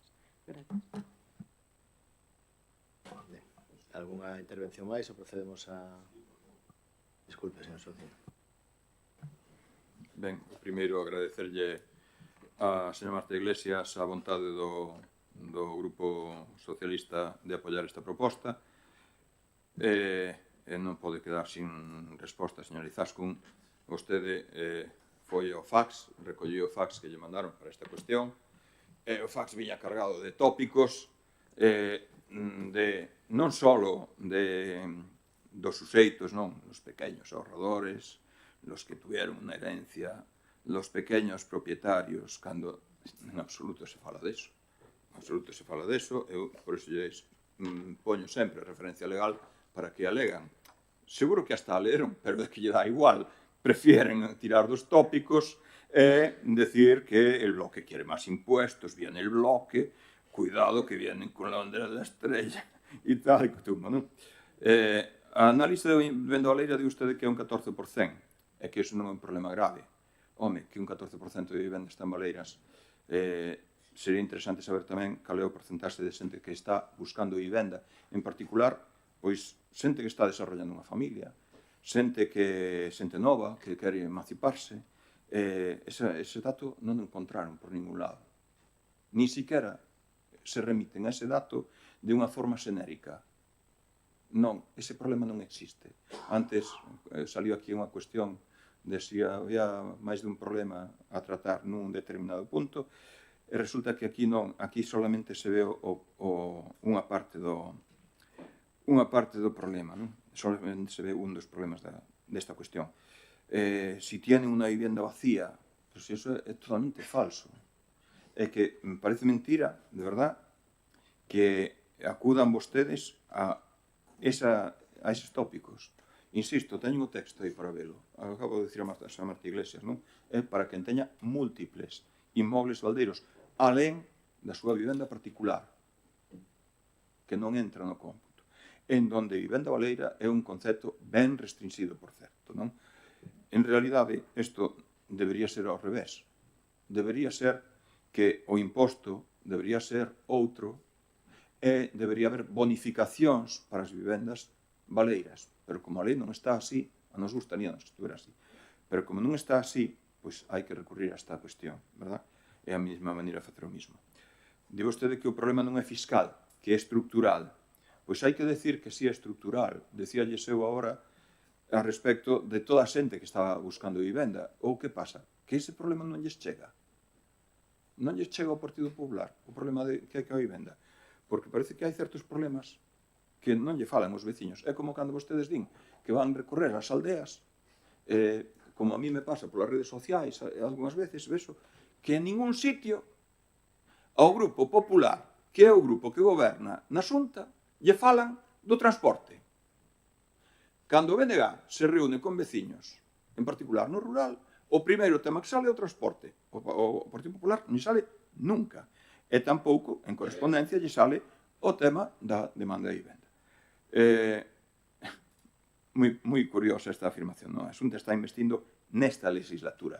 Está ben que o diga. Esta legislatura está en desarrollo, estamos no mes de marzo. Perdón, estamos no segundo ano. Digo porque levan vostedes gobernando 40 anos a Xunta. Entonces, está ben que diga que nesta legislatura que se van a poner con ello, non? Está por ver. E a respecto de todas as cifras que saliron, non? Do porcentaxe de vivenda baleira, do porcentaxe de demanda, do que representaría tamén para as arcas municipais, eso é o que hai que elaborar cando se inicia, que é o que propón esta proposta, a reforma dunha ordenanza. Porque antes acudíamos a unha cuestión que é que o BNG procura traer sempre cuestións que sean comprometedoras, vinculantes, e que non sean simplemente declaracións políticas, que tamén as traemos, e tamén nos parecen importantes. Pero que, claro, cando o balance é tan inclinado cara a esta segunda parte, pois chama atención. Por iso o BNG procura inclinar a balanza cara a cuestións que sean compromisos, que impliquen cambios, que impliquen compromisos de acción, vale? Legais, en particular. E esta é unha delas. E isto ten un trámite, que aquí aprobamos agora, permítome decir aprobamos, porque o Partido Socialista acaba de anunciar o apoio, por tanto, parece que isto vai prosperar, e digo, aquí aprobamos agora a aprobación inicial da reforma da ordenanza. Iso ten unha secuencia, que é que, efectivamente, os servizos técnicos teñen que facer a súa avaliación. O servicio económico ten que facer unha avaliación da repercusión tributaria que ten esta medida. Os servicios urbanísticos, supoño, terán que facer unha avaliación, efectivamente, de canta vivenda hai baleira. E de canta é propiedade de multipropietarios. E vostede xa o sabe, antes de miralo, que non se trata de fondos buitre, nin de constructores que teñan obras que teñan a medio vender e que sigan o ritmo especulativo, nin... No, xa parece ser que eso xa está sabido. Nós non sabemos, nós queremos saber. Despois de todos eses informes, haberá unha proposta de aprobación definitiva. Haberá unha exposición pública, haberá unha proposta de aprobación definitiva en donde podemos ter toda esa información, ahora sí, fiable, porque evaluarán os servicios técnicos municipais. Por tanto, garde algo da artillería para ese momento, que aí é onde poderemos traballar con cifras. Ben certo que agora había cifras, pero, insisto, como dixen antes, que estou igual. Nada máis, moitas gracias e reitero o agradecemento polo voto favorable ao PSOE. Vamos a estar suficientemente debatido. Procedemos á votación. Votos a favor do punto do BNG. Votos en contra. Pois adiante cos votos favorables de Bloque Nacionalista Galego, promotor da moción, Alternativa dos Veciños e Grupo Socialista. O voto en contra do Partido Popular. Punto número 9. Moción do Grupo Alternativo dos Veciños para a renovación, modernización e mellora da rede de parques infantís do Concello de Culleredo. Ten a palabra dona Tais Palla. Grazas, alcalde. O xogo é un dereito fundamental da infancia e os parques infantís son os principais espazos de socialización. Ademais, propician o desenvolvemento físico, cognitivo e a creatividade das xeracións máis novas. No Concello de Culleredo, unha parte importante destas áreas superou os 10 anos de antigüedade, presentando un estado de obsolescencia que non responde ás necesidades actuais de seguridade, accesibilidade nin estimulación para o desenvolvemento. Estes parques máis antigos están baseados en materiais que hoxe resultan degradables ou menos seguros, como madeiras tratadas antiguas ou cauchos endurecidos, requerindo unha transformación integral cara a infraestructuras de vanguarda que cumpran as necesidades actuais das familias. O deseño actual exixe materiais de alta durabilidade, pavimentos continuos con deseños cromáticos e elementos que fomenten non só o movimento, senón tamén a inclusión e os retos sensoriais. Un exemplo crítico desta obsolescencia é o espacio situado no núcleo deportivo de Almeiras, entre o Polideportivo Municipal, a zona verde traseira e o campo de fútbol. A pesar de ser un punto de altísima afluencia diaria de fin de semana polas actividades deportivas, só contan con un columpio ou un tobogán. Esta dotación é absolutamente insuficiente para o volume de nenos e nenas que transitan a zona, ignorando as necesidades das familias da parroquia e das que pasan horas no recinto debido aos adestramentos e competicións. Por outra banda, tamén atopamos unha diferencia notable nas instalacións dependendo da zona. Por exemplo, as notables diferencias entre o Parque de Peiro e o Parque de Santa Xema en Fonteculler. Xa non decir o Parque das Brañas, que a día de hoxe sigue sin existir. Por todo isto, facemos a seguinte proposta de acordos. Primeiro, elaborar un plan de auditoría e renovación integral. Realizar un inventario técnico de todos os parques infantís do municipio, priorizando a sustitución total daqueles con máis de 10 anos de antigüedade por estructuras modernas, seguras e fabricadas con materiais de última xeración, polímeros de alta resistencia e acero inoxidable.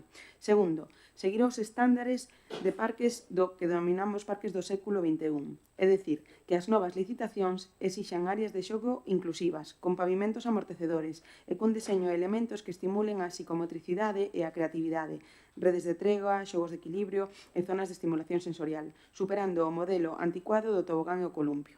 Terceiro, intervención prioritaria no complexo de Almeiras. Executar un proxecto de urxencia para o espazo situado no núcleo deportivo de Almeiras, na zona traseira do Polideportivo Municipal. Solicítase transformar este punto nunha área destinada a todas as idades, aproveitando o espazo verde adyacente para crear un parque de referencia que dé a servicio real ao fluxo das familias que acoden a diario a esa zona. E cuarto, mellora da contorna e do confort. Dotar a estas renovacións do mobiliario auxiliar adecuado, bancos ergonómicos, fontes e zonas de sombra para garantir a comodidade dos cuidadores, as familias e o benestar dos menores. Nada máis, agardamos contar co seu apoio. Moitas grazas.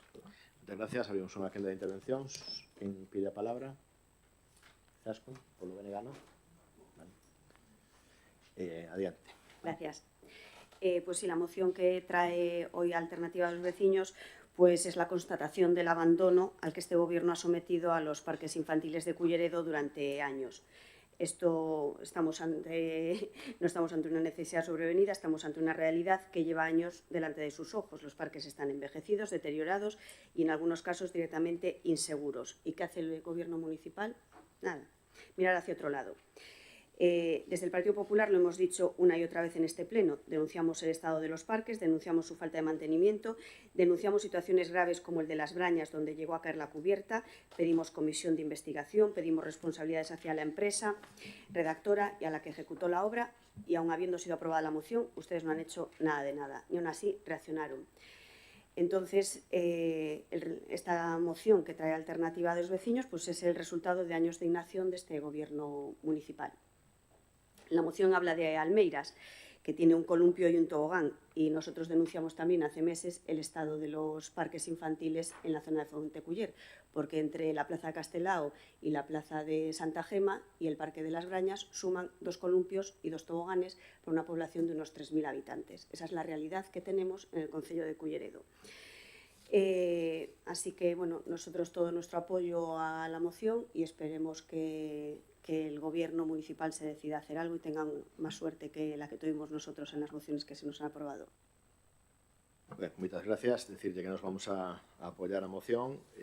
Nos propios pliegos que xa están tamén en contratación para renovar o contrato de mantemento de parques infantís se recollen moitas das propostas que van pois, na súa moción e, bueno, sí que nos últimos anos se renovaron algúns parques, non sei se en número de 6 ou 8 nas zonas máis céntricas a través de financiación propia ou do propio plan de obras e servicios, pero sí que temos que dar un paso adiante para a renovación. De todos os xeitos, todos os parques que se fan sempre se fan con asistencias técnicas que son especialistas concretamente en este tipo de parques. Por exemplo, pois temos ese parque dos tobogáns que hai na Corbeira, pois o propio parque da Plaza Europa, o propio parque da Plaza de Galicia, parques que son de última xeración, o propio parque de Juan Carlos I, que se nos queda xa atrasado e que xa estamos traballando no proxecto para a súa elaboración, e son os propios técnicos os que xa teñen os estudios no sentido de determinar que tipo de xogos, sempre introducindo pois, os elementos que vostede nos di para persoas pois, que teñen algún problema de mobilidade, pois introducilos tamén na temática dos propios parques infantís. Pero, bueno, en calquera caso, nada que obxetar a súa moción e conte con o noso voto favorable. Non sei se quere engadir algo máis ou procedemos a votación. Votamos. Votos a favor da proposta. Unanimidade.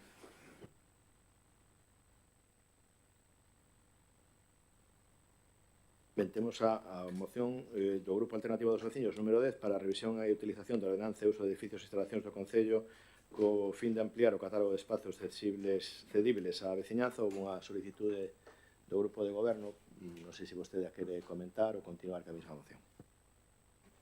Sí, gracias, alcalde. Efectivamente, como acaba de indicar, a nosa moción vai, é relativa a facer unha revisión da ordenanza de uso de edificios e instalacións do Concello coa finalidade de ampliar os espacios cedibles á veciñanza. Certo que ao longo do día de hoxe se puxo en contacto con nosa voceira do Grupo de Goberno indicando algo que entendemos que pode ser interesante e é que intentemos na medida posible ver cales son eses espazos coa finalidade de non perxudiciar os usos que xa se están realizando a día de hoxe neles, non? Entón, como nós efectivamente o que queremos é implementar os espacios cedibles porque creemos que os que hai son insuficientes, pero tamén o que queremos por outro lado é non perxudicar os usos que xa se están vendando e que están sendo tidos a ben pola veciñanza, quedamos que ao longo deste mes nos íbamos a sentar nese sentido para ver finalmente e poder facer unha moción se cadra máis específica, especificando cales poden ser aqueles lugares que de alguma maneira, pois, como digo, perxudican menos o uso actual que xa se está dando. Por tanto, deixamos a moción encima da mesa e volveremos a traer con esa finalidade no vindeiro mes de abril. Nada máis, moitas gracias. Moitas gracias por a súa intervención. Pasamos entón a asuntos de urxencia que non hai. Vamos a rogos e preguntas. Principiamos polo Grupo Alternativo dos Veciños e, bueno, antes de iniciar temos dúas respostas do mes pasado sin respostar. e a nosa voceira pois vai a proceder á leitura, que creo que eran concretamente dúas preguntas de Alternativa dos Veciños. Gracias, alcalde. Es correcto, eran dos preguntas.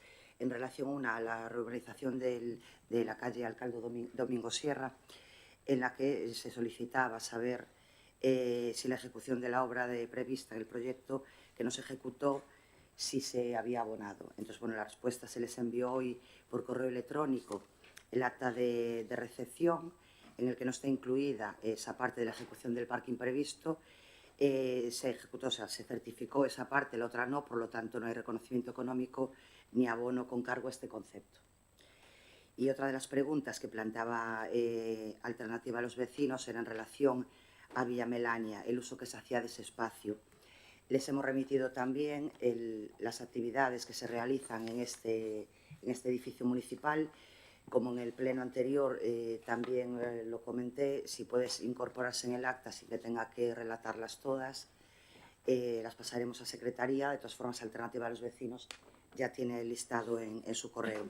También mencionaba, aparte del edificio principal de Villa Melania, los adyacentes, que hay dos inmuebles en la misma parcela.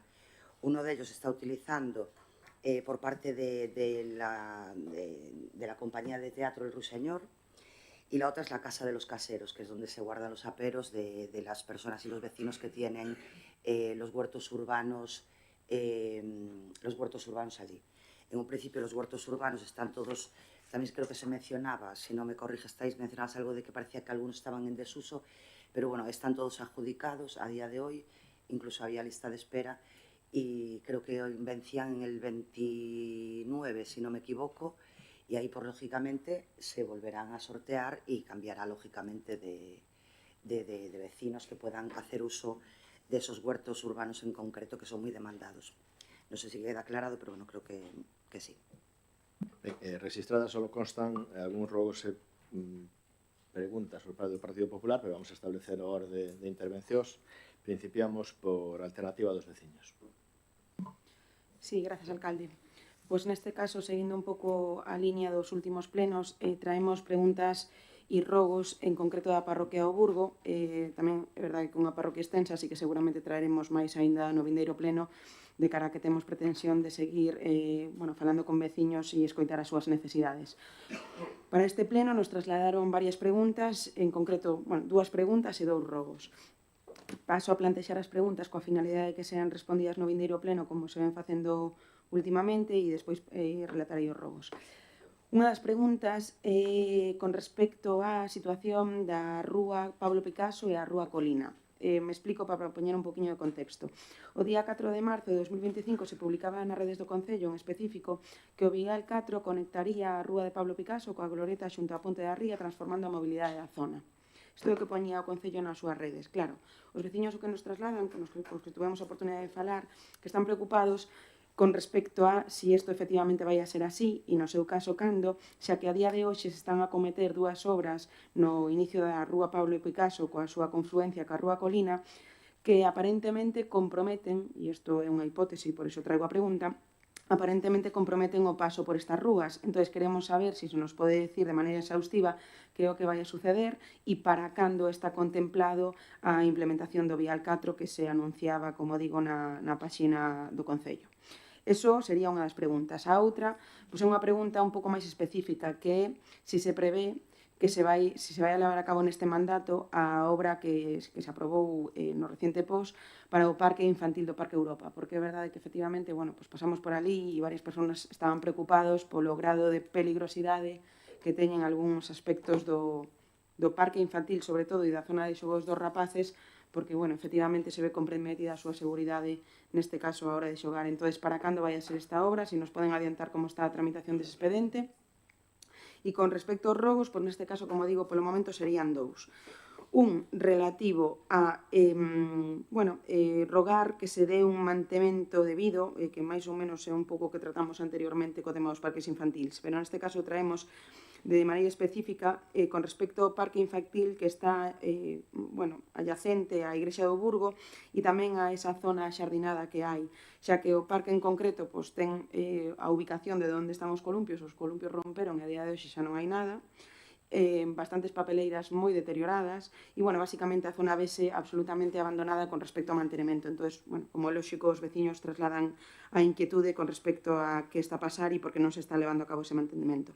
E despois traemos un rogo que xa é manido, é dicir, non o traemos nos de primeiras, recentemente estuveron falando os compañeiros do Grupo Popular e tamén creo recordar que o trouxo o Benegal en algún momento, e é o estado da Rúa Ersa e Sanjurjo de Carricarte, pero queremos facer voz tamén de quen nos trasladou. Recientemente nos decían que sí, saliu unha prensa o 31 de enero deste ano que se plantexaba un proxecto de rehabilitación para esta zona. Entón, bueno, xa non traslado a pregunta de cando se vai a levar a cabo porque non sei se teríamos unha resposta moi exacta, pero sí trasladamos o rogo de que atenda a todas as peticións que trasladaron os diferentes concelleiros desta corporación e que a xente está desesperada por o estado de abandono no que se encontra esa calle e é verdad que o que pase por ali pode o ver absolutamente lóxico. Nada máis, moitas grazas. Disculpe, que perdíme na rúa que nos decía... Estas últimas que lle digo son a Rúa Ersa e Sanjurjo de Carricarte. Ben, Rúa Ersa e Sanjurjo de Carricarte, pois se fixo un estudo para o seu arranxo. Creo que nos próximos días pois se fará a adxudicación a empresa pois que resulte adxudicataria do seu arranxo. E despois está en contratación tamén o proxecto integral de ambas as dúas rúas para facer unha transformación, sobre todo na súa zona de rodadura, porque presenta sempre unha problemática reiterada no tempo e, bueno, pois está dando algún tipo de solución que requiren os técnicos municipais a través de hormigón impreso, asfalto impreso ou algunha outra solución que non requira de tanto mantemento. No que atinxe, pois... o que nos decía de vamos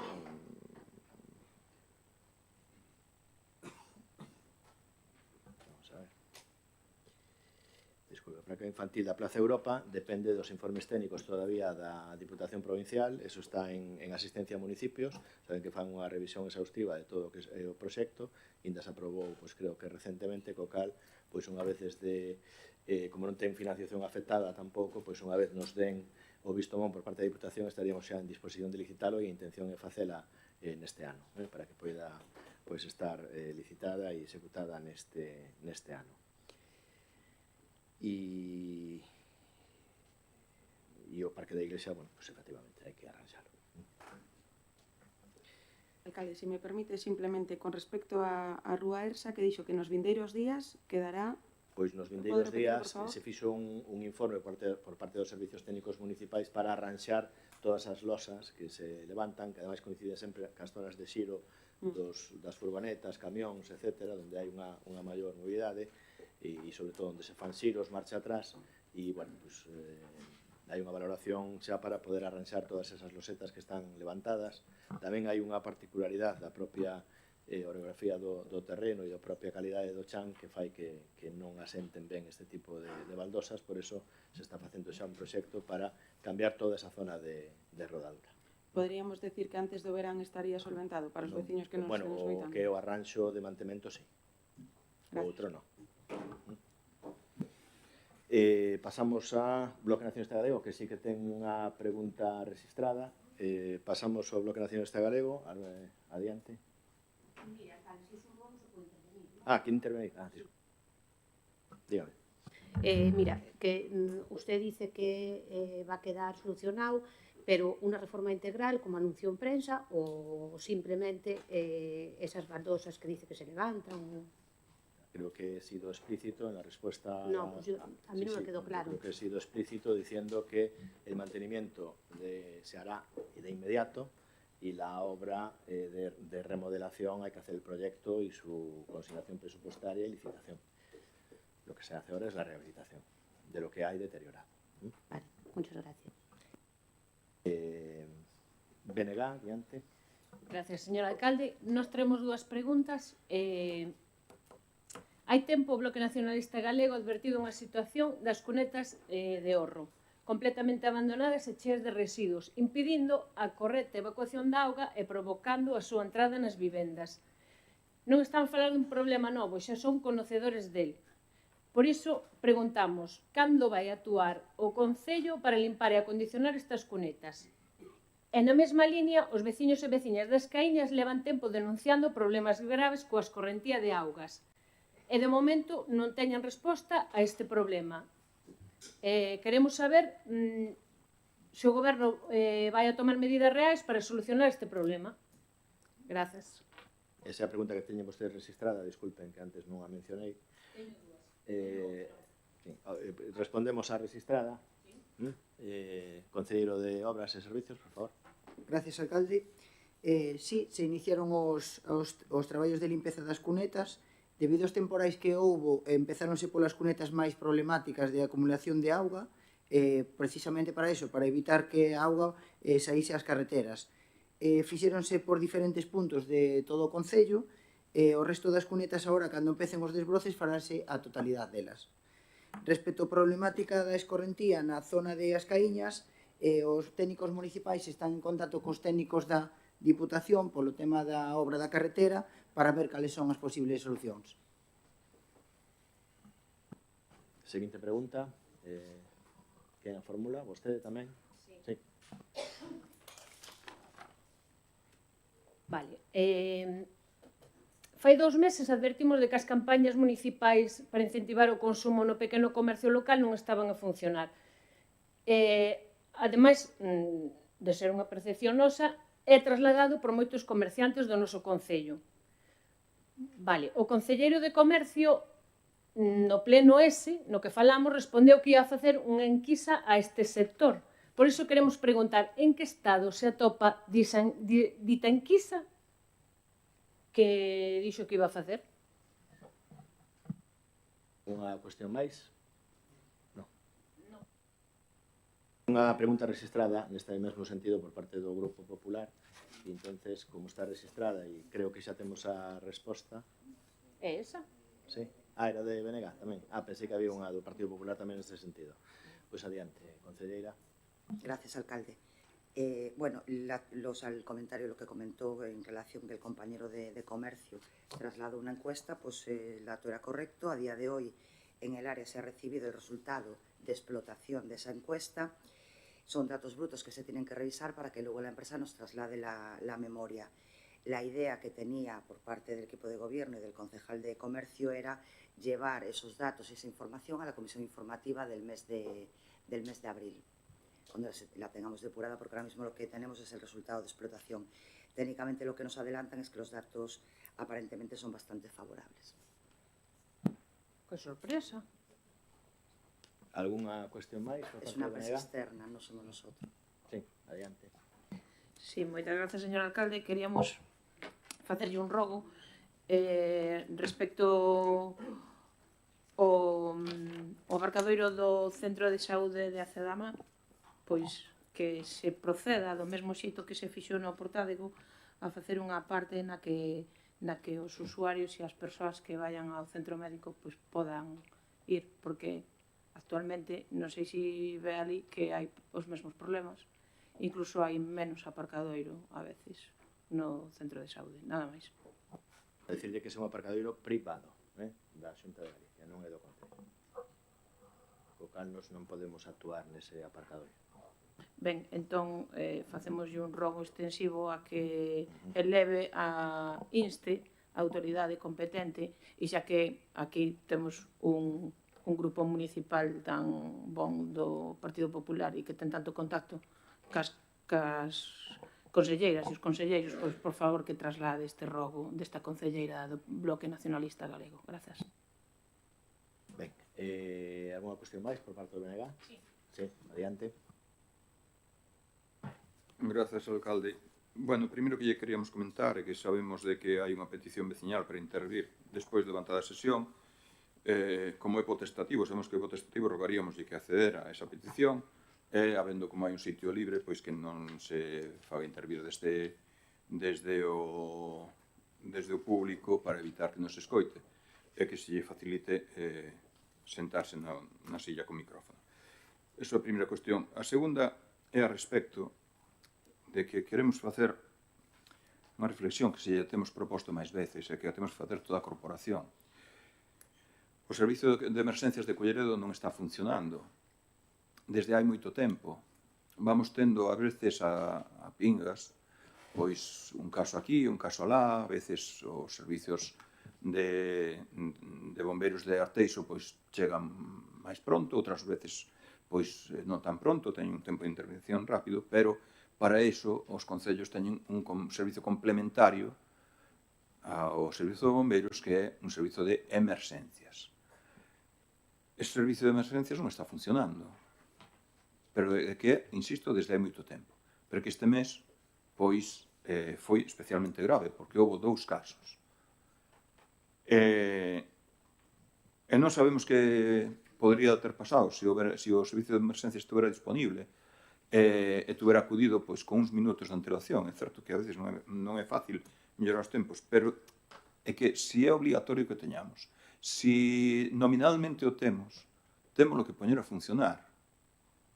E de verdade, houve unha persona que se xubilou do servizo de emerxencias. Pois hai unha plaza vacante para cubrila.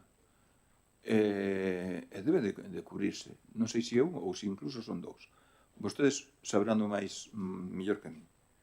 Para iso son goberno, están en contacto directo cos servizos. E de verdade, fágolle este rogo encarecidamente. Temos que poñer a funcionar o servizo de emerxencias. É imprescindible que teñamos un servizo complementario ao servizo de bombeiros. Se fixéramos recapitulación dos casos dos últimos anos, veríamos que son demasiados. Un solo sería demasiado, pero son moitísimos. E non quero ser especialmente crítico con esta cuestión, simplemente quero invitarnos a todos a que as emerxencias son prioritarias por enriba de moitas outras cousas. Entonces, por favor, fáganos unha proposta, díganos se necesitan algún tipo de axuda, aquí está o BNG, para ver en que pode axudar. Pero o goberno son ustedes. Vostedes son o goberno municipal. A vostedes os corresponde a iniciativa de decir, querémoslo facer, pero hai este problema ou hai este outro. Pois aos problemas buscaise solución. Non ao revés, como teño dito moitas veces aquí, que parece que aparece un problema para cada solución, senón que non. Temos que facer un inventario de problemas e buscarlle a cada un deles unha solución. E de verdade, aquí está o BNG para intentar axudar no que se poida. Así de franco, quero dicirlo. Teño outra cuestión máis, pero gustaríame que tuvera, señor alcalde, unha intervención a este respecto. Sí, non hai ningún problema, estou completamente de acordo coa súa postura. Como sabe, os concellos de máis de 20.000 habitantes temos a competencia de ter un servicio de extinción de incendios que é moi distinto ao servicio de emerxencias que podemos ter nestas características, porque ás veces pois non poden intervir nin entrar nos incendios nin nada, pero sí que facían unha tarefa pois significativa. É certo que dende recursos humanos pois se leva traballando dende hai, creo que dende principios de ano, na contratación, intentar na contratación de ao menos 6-8 persoas para emerxencias, se fixo consulta á delegación do goberno, porque, como saben, non temos tasa de reposición, e nos diron unha serie de pautas a seguir. Tamén se fixo consulta á propia Xunta de Galicia, e nos diron unha serie de pautas a seguir para poder facer esa contratación, sempre cando que iramos ter, como así queremos, sobre todo tendo en conta que os bombeiros da provincia, que os que nos prestan o servicio ao Concello de Culleredo e a todos os concellos da área metropolitana, pois xa son traballadores da administración pública, porque existía outra posibilidade, que era contratar unha empresa que prestara este servicio, que é o último o que queremos recurrir. Entonces, nos dixeron que pola casuística do noso concello, pola súa situación estratégica a carón da cidade da Coruña, pola mobilidade que ten este concello e por un factor de risco como é o aeroporto, pois estaríamos en disposición de, unha vez conformados todos os informes técnicos, pois poder ter esa excepción que non pois alterara o que son a reposición de outros postos de traballo, co cal pois eu espero que concluyamos ese expediente o máis áxiles posibles para poder ter, xa digo, un servicio de retén que poida cumplir as 24 horas, aínda que a intervención rápida e o servicio de intervención total o ten que facer sempre os bombeiros que están acreditados profesionalmente para elo.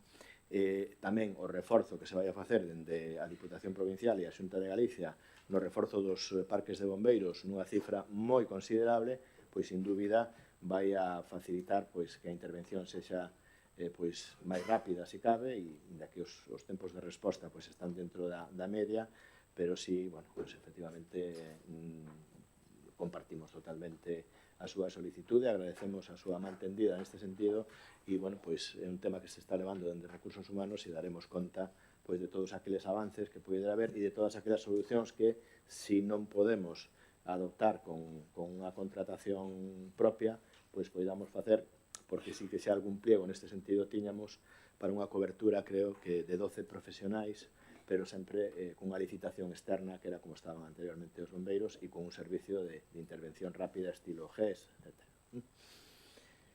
É unha cuestión máis, señor Chouciño? Sí.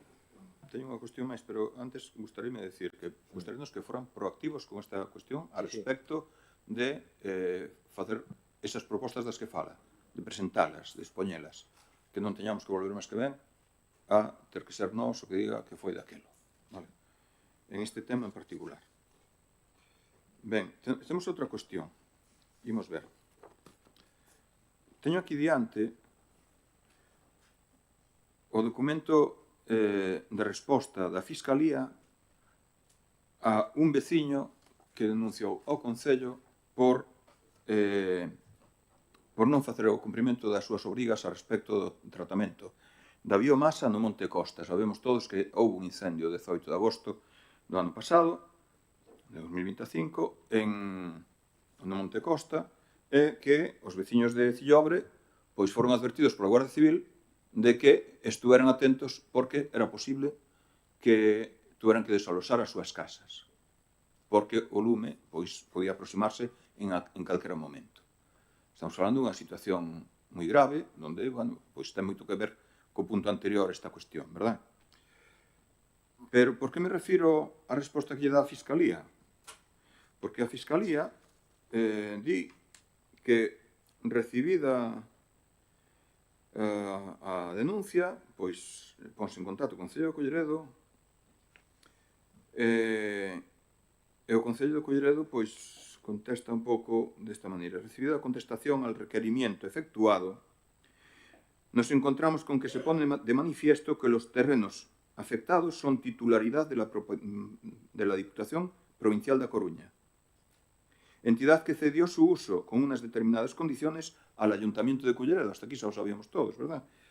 Pero a continuación que dicha cesión tuvo lugar en el año 1992 por plazo de 50 años, si bien en el año 2012 se acortó a 30 años dicha cesión. No constan las parcelas afectadas, que fueron 8 dentro del inventario de bienes del Ayuntamiento. Por tanto, pregúntase, señor alcalde, entonces está finalizado o convenio de cesión do Monte Costa e a Garrocha, que é todo xa sabemos, está partido pola carretera. En que estado está eso? Seguimos tendo a cesión ou non? Porque entendemos polo párrafo este de que se cambiou por 30 anos contaban igual desde o ano 92, antes eran 50 anos, poñámonos no 2048, agora se cambiou a 30, perdón, no 2042, se se cambiou a 30, isto rematou en 2022. Por tanto, xa non serían propiedade municipal, nin teríamos ningún dereito sobre os terrenos da Garrocha e Monte Costa. É así a situación. Poden non contestar? Lle contestarei máis exhaustivamente con un documento de resposta que vostede me plantexa. O que si lle digo é que hai unha cuestión de interpretación por parte da Diputación Provincial e outra interpretación que fai o Concello de Culleredo.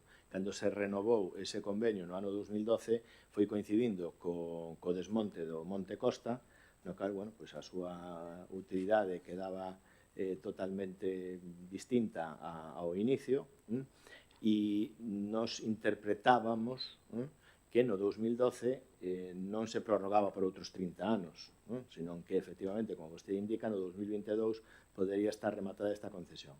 E están pendentes dunha reunión dende Patrimonio, Departamento Xurídico e o Departamento Xurídico da Diputación Provincial para determinar esta diferencia na interpretación, e unha vez nos poñamos de acordo, porque o que si queremos é facer algunha infraestructura e mellorar o entorno, sobre todo, da outra patiña que ten o Monte Costa, que é a Garrocha, tratar de consensuar, tanto por parte do Concello como da propia Diputación Provincial, cal é a titularidade e cales son as accións que se van a facer ali, unha vez xa nos presenten ese estudo técnico, sobre todo no que atinxe a Garrocha. Pero, bueno, todavía estamos nesa fase de dirimir si a titularidade sigue ou non en vigor, por unha cuestión interpretativa. Pero vostedes contestaron isto á Fiscalía, é dicir, a súa interpretación é que está finalizada. Non houve unha iniciativa por parte do Goberno Municipal, que en 2022 era o seu goberno tamén, para renovar ese convenio, para ampliálo. Non lle interesa esa cesión, ese recurso, que ten, ademais, unha instalación que era unha hípica, pero podría ser calquera outra cousa. Vostede mesmo trasladou á prensa, ademais, unhas datas moi próximas a esta data, de que iba a solicitar un estudio técnico para ver que se podía facer ali. Non houve ninguna iniciativa para prorrogar ese dereito por parte do Goberno Municipal, ou non hai intención de facer ese tipo de acción? Esa é a pregunta complementaria. Creo que xa lle respondín, hai un informe técnico, hai un estudio de viabilidade do proxecto da Garrocha, que é outra patiña, te reitero a palabra, do Monte Costa, e no cal, agora, tanto as dúas administracións nos poñeremos de acordo para determinar si continuamos con esa concesión, si está automáticamente prorrogada en contra do criterio que ten o Concello, ou se facemos calquera outro tipo de acordo en aras de poder mellorar e facer unha infraestructura aberta ao público. Alguna cuestión máis? En calquera caso, simplemente por rematar esta cuestión, o tratamento da vía hai que facelo. É vostede, é diputado provincial, e ademais da área de goberno. Por tanto, por favor, poña en marcha darlle unha solución a esa cuestión, porque o verán está aí a porta. Teñen que estar destrozadas franxas forestais antes de finalizar maio. As administracións tamén teñen esa obriga, non solamente os vecinos. Entonces, se un, se outro, pois que se tomen esas medidas, vale? Que non se repita o deste verán, de que teña que a Guardia Civil petar a porta pola noite para decir que estén atentos que poden ter que deixar as súas casas, que igual lle arden. Nada máis e moitas grazas. Grupo Popular? Solamente añadir a este ruego del BNG, la nota de prensa que sacó usted el 22 de octubre del 2022, allí en las instalaciones de la Garrocha, ahora no recuerdo qué directivos de fútbol, si era el presidente de la federación, Culleredo proyecta una ciudad deportiva en el Monte Costa y a Garrocha. Eso ya lo dijo usted en octubre del 2022, cuando entonces, según el criterio que está siguiendo el Concello, esa concesión ya estaba caducada. E que problema hai en que Culleredo proponga, porque hai que insistir en dos cuestiones. La infraestructura es titularidad del Ayuntamiento de Culleredo. Lo que no es titularidad es el terreno. Sí. Y ahora se ha hecho un proyecto de viabilidad para saber y conocer exhaustivamente qué es lo que se puede hacer. Señor alcalde, é que hai un aforismo popular galego, moi galego, ademais, que di que o que construye no Valleo perde o obrado, Eso de que a infraestructura sería de Culleredo do terreno non é unha aberración xurídica. Verdad que sí? O que construye no Valleo perde o obrado. Entonces, por favor, non nos tome pelo, nin lle tome pelo que nos escoita. Eu creo que aquí non se toma pelo a ninguén. Estou dando toda a información que non sei que suscita tantas risas, porque é algo que se pode contrastar. É dicir, é unha cuestión clara. Non entendo eu a volta de contrastar que ese aforismo galego está respaldado por numerosa jurisprudencia. Sí, perfecto. Pois nada. Alguna cuestión máis? Grupo Popular? Bueno, hace un año traía aquí a este pleno un ruego relativo a 4 viviendas de Monte das Arcas, que no contaban con un servicio de recogida de basuras en condiciones. Vamos, que estas familias tenían que utilizar su vehículo propio para subir la basura al maletero y recorrer los casi 900 metros que hay hasta el contenedor más cercano. Hoy vuelvo a traer este ruego porque ustedes no han hecho nada por solucionar este problema. En pleno 2026, en el concello de Culleredo, hay viviendas que no tienen servicio de recogida de basura. Pero eso sí, tienen que pagarlo. Una de estas familias nos muestra multitud de escritos remitidos al concello desde hace más de 20 años ya. Llevan 20 años pagando un servicio que no reciben, deteriorando sus vehículos y pasando trabajos por culpa de un gobierno municipal al que parece que le da igual el bienestar de los vecinos. Es que además estamos hablando de un servicio mancomunado que no saldría directamente de las arcas municipales. El problema de fondo en toda esta cuestión es el que ustedes no escuchan a los vecinos, porque estos vecinos llevan 20 años solicitando este servicio. No sabemos para quién gobiernan ustedes, pero para los vecinos de Culleredo no. Este sería mi ruego. Hagan ustedes su trabajo, escuchen y atiendan a los vecinos de Culleredo, en concreto a estos de Monte das Arcas que tienen derecho a un servicio que ustedes les niegan. Continúo con otro ruego. Disculpe, Sí. vamos a responder a su pregunta. Concelleiro. Gracias, alcalde. Bueno, me imagino que se refiere a los vecinos de Monte das Arcas número 122. Consultado con el Consorcio das Mariñas por este tema, hay ubicaciones, como es este caso, en que la entrada de los vehículos de descarga se hace complicada o imposible por temas de maniobras. Los contenedores se colocan en la ubicación más próxima donde técnicamente es viable su recogida. ¿Alguna cuestión más? Pero vamos a ver, un poquito desde mi ignorancia. Cuando se le da un permiso para la construcción de una vivienda, como menos esa vivienda debería tener los servicios mínimos garantizados, ¿no? Uno de estos sería la recogida de basuras. Yo entiendo que una vivienda que tiene un colector de basura ya no digo 900 metros, pero a más de 500 metros no es un servicio de recogida de basuras eso. Si una persona lo tiene que llevar en el maletero de su vehículo, entiendo que no se le está prestando un servicio de recogida de basuras. Cuanto menos, por lo menos que no le pasen el recibo de ese servicio, porque no se lo están ustedes dando. Entonces, no sé cómo tendrán que cobrar ante esto, vamos. Sí, señor consejero, ¿puede volver a repetir la respuesta? Sí, consultado con el Consorcio das Mariñas por este tema, hay ubicaciones, como este es el caso, en los que la entrada de los vehículos se hace complicada o imposible por temas de maniobras, como son las marchas atrás, dar la vuelta al camión y eso, por temas de riesgos laborables. Los contenedores que se colocan en la ubicación más próxima donde técnicamente es viable su recogida. Muchas gracias. ¿Alguna cuestión más? Sí.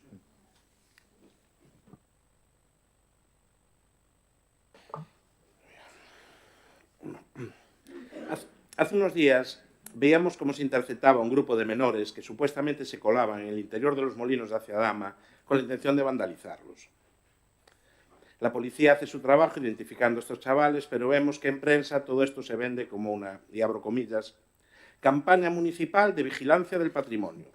Cierro comillas.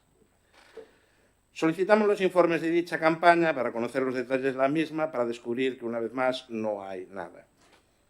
Riobó nuevamente recurre a la estrategia del cuco, que ve un nido ajeno y lo utiliza como suyo. Creemos que esta es una forma de tratar de evadir responsabilidades y buscar algún tipo de culpables. Pero cabe preguntarse, ¿tiene la gestión municipal algún tipo de culpa o responsabilidad en estos actos vandálicos? En criminología se estudia una teoría conocida como teoría de las ventanas rotas. Cuando se presentan signos de desorden, como una ventana rota sin reparar, se envía el mensaje de que nadie está al cargo, lo que favorece más el desorden y eventualmente delitos más graves. Un edificio completamente destrozado no traslada el mensaje a estos chavales de que esto sea un bien muy valioso que haya que cuidar y proteger. Esto lo resume muy bien el refrán de madre: así te ven, así te tratan. Hay que recordar que desde nuestro grupo municipal hemos mantenido en multitud de ocasiones, bien en forma de mociones o ruegos a este pleno, la necesidad de recuperar, cuidar, proteger y vigilar todos estos bienes patrimoniales. Los 9 años del señor Riobó en el gobierno municipal han sido nefastos y demoledores para todo nuestro patrimonio histórico y cultural. Este gobierno municipal ha cerrado 2 museos que teníamos en Culleredo. Fruto de este cierre y abandono, hoy en día tanto la torre como el molino están impracticables, destrozados. sendas etnográficas abandonadas, edificios históricos dañados, cubiertos de pintadas e incluso inundados, estatuas destrozadas. Podríamos hacer un largo e infame listado. Nuestro ruego sería, señor Riobó, después de 9 años de total abandono es necesario un plan de recuperación, limpieza y vigilancia de todo este patrimonio. Los titulares de prensa, cuando la evidencia es tan clara, ya no sirven para nada. Hay que poner en marcha un plan de trabajo real ya. Gracias. Gracias. Concelleira, no sé si... Gracias, alcalde. Nada, poco que añadir. Admitimos el ruego. No compartimos la exposición, lógicamente, ni el tono de la exposición. Respetable lo que usted quiera proponer. Esta campaña, la policía local tiene protocolos para este tipo de actuaciones, sobre todo en locales, en edificios municipales, en los que no podemos entrar y, aparte, en este caso, eran menores. Por tanto, por parte del equipo de gobierno, simplemente decir que aceptamos y admitimos su ruego. Gracias. Nada que objetar a esto, a la actuación policial y a que sean menores. Simplemente el ruego va dirigido en que pongámonos a trabajar para recuperar nuestro patrimonio. Muchas gracias. Continúo. El entorno de la ermita de San Cosme se está convirtiendo en un punto habitual para las fiestas nocturnas, de grupos de jóvenes que acceden a la explanada con sus vehículos. Estamos hablando de una zona de gran valor histórico y arqueológico, una de estas zonas que debemos proteger y vigilar. Recientemente ya habíamos denunciado en este pleno que el acceso a la explanada se encontraba abierto, ya que se retiraron los volardos de piedra que lo impedían. Entendemos que en algún momento esto se hizo para facilitar las labores de mantenimiento y limpieza de la zona, tras los cuales no se devolvieron a su estado original. La pista que circunvala este complejo ha sido víctima recientemente de 2 vertidos ilegales de escombro y de una actividad maderera que la ha dejado impracticable. Del estado del complejo en sí ya poco más podemos añadir que no se dijera en este pleno ya.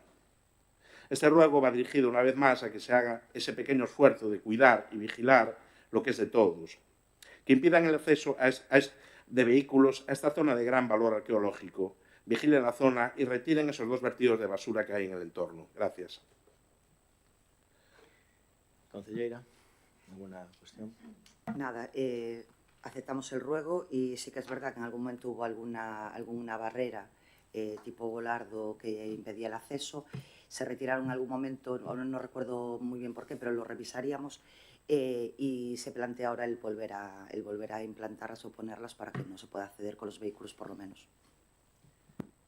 ¿Algún ruego más? Sí. Próximamente abrirá sus puertas un nuevo establecimiento hotelero en Culleredo. Ya está en su página web disponible la posibilidad de reservar habitaciones para este verano.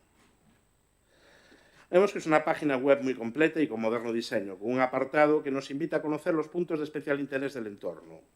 Torre de Hércules, Playa de Riazor, Ciudad Vieja, La Marina, Domus, la Casa de los Peces, pero nada en Culleredo. Esta misma dinámica se repite en los otros puntos hoteleros de nuestro municipio. No existe ningún tipo de promoción turística de Culleredo, ni un simple folleto de lo que se puede visitar o de las actividades a realizar en el calendario de nuestras fiestas, ferias y celebraciones, o un repaso a la gastronomía local. Este es un punto de partida elemental y básico, el darle opciones al visitante que ya se encuentra en nuestro municipio para poder conocerlo y disfrutarlo. Pero es que en Culleredo no tenemos ni siquiera este punto de partida. Podemos incluso encontrar promoción de las playas de Oleiros y del Paseo Marítimo Gruñés, pero nada acerca del nuestro, o de la senda do Rego das Esteiras, o de... Sé que es muy complicado promocionar algo que o bien no se puede visitar, que está destrozado, que está vandalizado, que está abandonado. No podemos invitar a nuestros visitantes, obviamente, a disfrutar de las vistas desde lo alto de la Torre de Celas. Se nos caerían. Pero sí podemos invitarlos a conocer Celas de Peiro, uno de los pueblos con más encanto de toda la comarca, a disfrutar de un paseo por la Ría do Burgo o comer en uno de nuestros estupendos establecimientos de hostelería, entre otras cosas. Por todos los puestos, rogamos al Gobierno municipal que impulse la promoción turística de Culleredo mediante la elaboración y distribución de una guía gastronómica local, así como de materiales informativos que pongan en valor las actividades turísticas, el calendario festivo y los principales lugares de interés del municipio, facilitando su difusión en los establecimientos hoteleros y otros puntos de acogida de visitantes. Gracias. Concelleira. Gracias, alcalde. Bueno, creo que el Partido Popular tiene registrada una pregunta por el mismo concejal que tiene mucha relación con el ruego que propones. Entonces, si pudieras trasladar la pregunta, ya contestaría la totalidad, porque va a estar muy vinculado. Está como quieras, si no, no tengo ningún inconveniente. Más que nada porque se ha hecho ruego-pregunta de un tema que es prácticamente igual, uno con más desarrollo, otro con menos. Muy bien. Estamos ya en Semana Santa y a las puertas del verano. Las localidades que disfrutan de una amplia oferta turística ya están en plena campaña promocional. En Culleredo tenemos un punto de información turística que es también un centro de interpretación, que iba a abrir sus puertas hace casi 3 años ya. Celebraremos este año, antes del inicio del verano, la inauguración de este punto de información turística. Contará con técnico. Como centro de interpretación, ¿cuál es la temática que se va a interpretar y qué elementos conformarán dicha exposición? Gracias. Bien, contestamos al ruego y a la pregunta. Gracias. Bueno, primero aclarar, yo no sé los folletos de hoteles que viste tú, Antonio. Aquí se han repartido en todos los hoteles y está previsto en el hotel nuevo que abrirá, creo que, si no me corrige mi compañero Mario, en torno a junio, repartirlos. Tenemos una amplia variedad de folletos de todo lo que se puede ver en Culleredo. Hay una página web de Turismo Culleredo en la que la gente puede consultar más allá de todas las zonas verdes, paseos, caminos, puede ver dónde comer, como bien indicabas. Es tan sencillo, porque tiene la parte de patrimonio, actividades, gastronomía, alojamientos, etc. Puede que esté más o menos actualizada, es bastante reciente, pero es verdad que, bueno, que la hostelería en nuestro concello, por suerte, es muy dinámica. Dicho esto, hay una guía que ahora mismo se está actualizando, pero sí existe una guía. Y tenemos el punto que hablabas de la Casa de Peones Camineros, imagino que hacía referencia a eso. La exposición ya está allí puesta, instalada hace poquito. El eje temático es el de los caminos de Culleredo. Ese local, esa casa, digamos, porque es una casita, se restauró con un obradoiro, estaba vinculado a que fuera una oficina de turismo. Se hizo la consulta a la Xunta recientemente para ver si se le podía dar otro uso después del periodo que había pasado. Entonces, lo que nos dicen es que en un principio sí que se le puede dar uso. Las necesidades reales que tenemos a día de hoy pues pueden ser para algún servicio municipal o para algún tejido asociativo o entidades de interés social. No sería incompatible porque siempre mantendríamos un punto de turismo en esa casa. Lo que quiero sí reiterar es que sí se hace un trabajo importante en turismo, se asisten a las ferias de turismo, todos los folletos están a disposición del ciudadano y por parte del área, y en concreto lo digo porque lo sé, del concejal del área, se han repartido esos folletos en todos los hoteles que hay en Culleredo. Que después el hotel no lo traslada y pone la Torre de Hércules, no sé, yo no lo vi. Si lo dices será porque tú lo has visto, pero yo no. Entonces no es porque no tenga la información, sino porque, bueno, cada uno gestiona el hotel, que es privado, no es algo público, de la manera que quiera. Repito que en turismo sí se trabaja y hay una página web que yo creo que está bastante bien a día de hoy. Sí, si me permite un momentino. Nada, principalmente decirles que les toca reponer folletos porque no hay.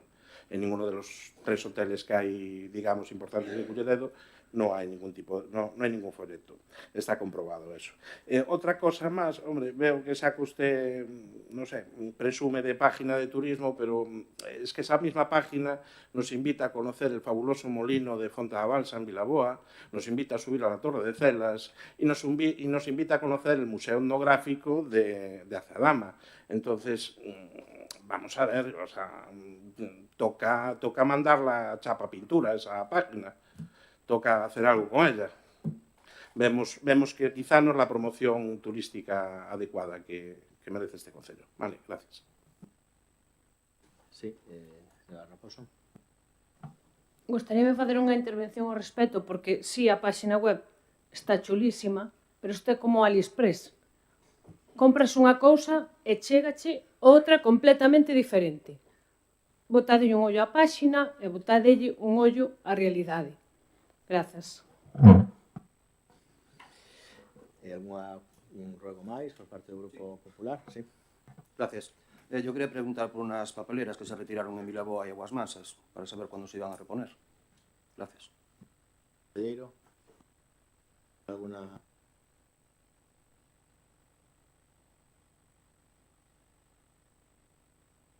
Estaremos cuando...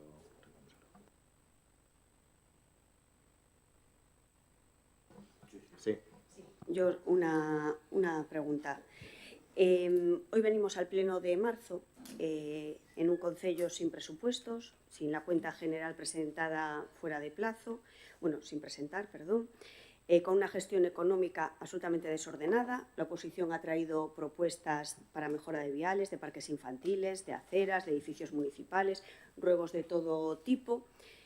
Y justo hoy aparece una resolución suya de alcaldía en la que levanta un reparo de intervención para pagar facturas por más de 122.000 euros que no han seguido el procedimiento. Y lo más grave no es cómo se hace, sino, porque esta es una de muchas que presentan todos los meses, sino en qué ha gastado el dinero. Le digo, en publicidad, en campañas en medios, en promoción y en imagen. 122.000 euros dedicados a eso. ¿Esa es su prioridad mientras Culleredo no tiene ni planificación económica ni rumbo? Porque hay algo que los vecinos tienen que saber. Usted está pagando facturas que Intervención cuestione y lo está haciendo para financiar campañas, anuncios y autobombo. Y eso tiene un nombre muy claro, poner la propaganda por delante de la gestión. Entonces son dos preguntas muy concretas. ¿Por qué levanta el reparo de intervención para pagar publicidad en lugar de poner orden en las cuentas del concello?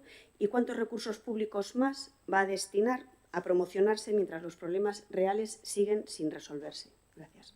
El presupuesto tiene un capítulo destinado a promoción y bueno, yo esa pregunta lógicamente la consultaré al Servicio de Economía y Hacienda y le responderé en el próximo pleno.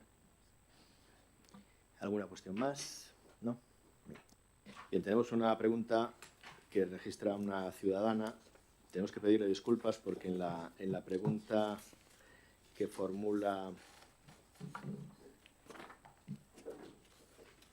pues los números de teléfono son erróneos y nos fue difícil contactar, pero bueno, el hecho de que esté aquí lo agradecemos, pero bueno, queríamos poner de manifiesto eso porque intentamos contactar con la persona, con doña Mari Carmen Iglesias González, en reiteradas ocasiones introduciendo alguna combinación de números y no nos fue posible, pero el hecho de que esté hoy aquí pues es de agradecer y la invitamos a que venga a esta zona, le ofrecemos el micro de esta mesa para que pueda exponer su punto de vista.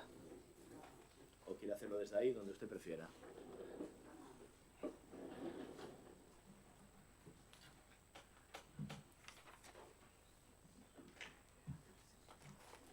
Bueno, queda levantada la sesión municipal. Escuchamos la pregunta de doña Mari Carmen. Sí, adelante, por favor. Gracias. Mira, veño aquí para o tema dos xabaríns, porque estamos invadidos deles. Donde vivo eu, hubo un accidente. Bueno, pois o día 20, viñeu de noite ás 2 da mañá, andou unha volta con portal e ven o meu jabalí. Bueno, tuve que pedir auxilio ao portal, tiveronme que meter dentro e sacaronme por outra parte do garaje para ir para a miña casa, que a miña non ten acceso. Chamamos ao Concello, e o Concello dimos que pediron permiso. O 22 de outubro, tuve na xunta nos 3 organismos e ele non chegou ningún permiso. Ningún. Non sei onde mandaste, pero desde logo non chegou. E outra cosa, sacade na prensa que hai xaulas. Se non tendes permiso, imposible que haxe xaulas. Vale. E despois sacades unha licitación para matar os jabalís, pero non tendes o permiso, nin tomades medidas, nin ninguna cousa. En Fonte da Balsa temos como... Hai unha que vai para o lado con 4 crías, hai outra que vai para o paseo, todo o mundo. Hai unha volta, non vou polo paseo, que teño medo. Que estamos acojonados. Ti crees que iso é normal? E como che contesta o ayuntamiento? Chama a empresa que pon as xaulas. O día 22 de outubro mandámosla a esa dirección. Chama os 3 departamentos da xunta e non, non, ali non chegou. Xa xo dixo que non chegou, porque estamos nos 3. Entón, quería saber que medidas podes tomar para que nós podamos ir tranquilamente para as nosas casas. agradecer en primeiro lugar a súa intervención. Gracias. Decirlle que por parte do Concello de Culleredo en situacións periurbanas podemos asumir non a competencia, sino a vontade de controlar pois, este tipo de cuestións que nos ocupan e que nos preocupan a todos por esa proliferación que hai de xabaríns en toda a nosa comarca e que bueno, pois baixan a zona urbana e nos preocupan a todos. É certo que hai un procedimento para poder instalar as xaulas donde a empresa que nos temos contratada pois busca sempre en parcelas públicas que aí non teríamos que solicitar ese permiso tan exhaustivo habituando os xabaríns a que vayan a comer unha determinada zona para logo instalar as xaulas. No caso concreto de Fonte da Balsa, independentemente de que vostede poidera contrastar esa información, o que sí me vou a preocupar de que os informes que nos temos ao respecto é que hai 3 zonas no Concello que todavía non temos autorización da propia Xunta de Galicia. Hai parcelas que son de carácter privado e, bueno, pois temos que ter tamén, aparte do permiso da Xunta, o permiso do propio propietario e a veces se nos dificulta pois o que é a captura dos xabaríns, que é unha captura voluntaria por parte do Concello, porque a competencia todavía sigue sendo da Xunta de Galicia, independentemente de que, efectivamente, pois, nas zonas periurbanas pois temos esa semicompetencia se a queremos asumir para paliar efectos como este. De todos os sitios, eu a convido, se queren na vindeira semana, a que vostede comigo personalmente pois poida ver todos os informes que hai ao respecto da zona que nos ocupa e, lóxicamente, pois, se a información que eu teño que é distinta a que vostede ten pois non é a correcta, pois adoptaremos as medidas oportunas, pero hai algunhas respostas que están pendentes por parte da empresa que é a que solicita dende hai tempo. De todas formas, en Fonte da Balsa, non pola súa queixa, ni moito menos, porque xa se estaba a facer un seguimento, se optou por unha parcela pública, para alimentar ali os xabaríns, para que adopten o hábito de ir a esa zona e instalar as aulas nese entorno e poder capturar a toda a familia que é o que se pretende. Tamén en ocasións detectamos que as zonas que se trampean pois desaparecen os cebos, non sabemos cal é o motivo, pero en determinadas zonas nos indican nos informes á empresa pois que desaparecen os cebos, co cal se dificulta tamén a captura das especies. Pero, insisto, dona Mari Carmen, se vostede ten a ben, no tempo que vostede dispoña libre, pois contrastaremos toda esa información, ya remitirei por escrito ao seu domicilio, ou pode vir vostede a contrastala sin ningún problema, o vindeiro luns non, que é festivo en Culleredo, para que o saibamos todos, pero a partir do martes ou mañá mismo, pois a convidamos a que poida estar con nós. Moitas gracias. Fincas non as teño en Culleredo, pero teño que limpiar a biomasa, teño que pagar. E onde vivimos nós, está todo, que falaban antes por aí, está todo cheo de maleza, onde se crían os jabalís. E vos mirades para outro lado tamén. Ali, toda a merda para ali para baixo. E claro, estar aquí é moi fácil, pero hai que ser fácil para andar polo paseo. Quería temer eu a ti polo paseo de noite, a ver se usted está grandes pamas para enfrentarte aos jabalís. E outra cousiña, perdona, xa que estamos, o outro día fomos ali ao xardín botánico e tes un montón de bancos ali tirados. Podías estrelar algún palito, os temos do ano que atapa un chinchín. Que che parece? Esos bancos están a reparar aí. Cando queres falamos das autorizacións. Quedaremos así. Sí, pero non amigo. Mari Carmen, gracias.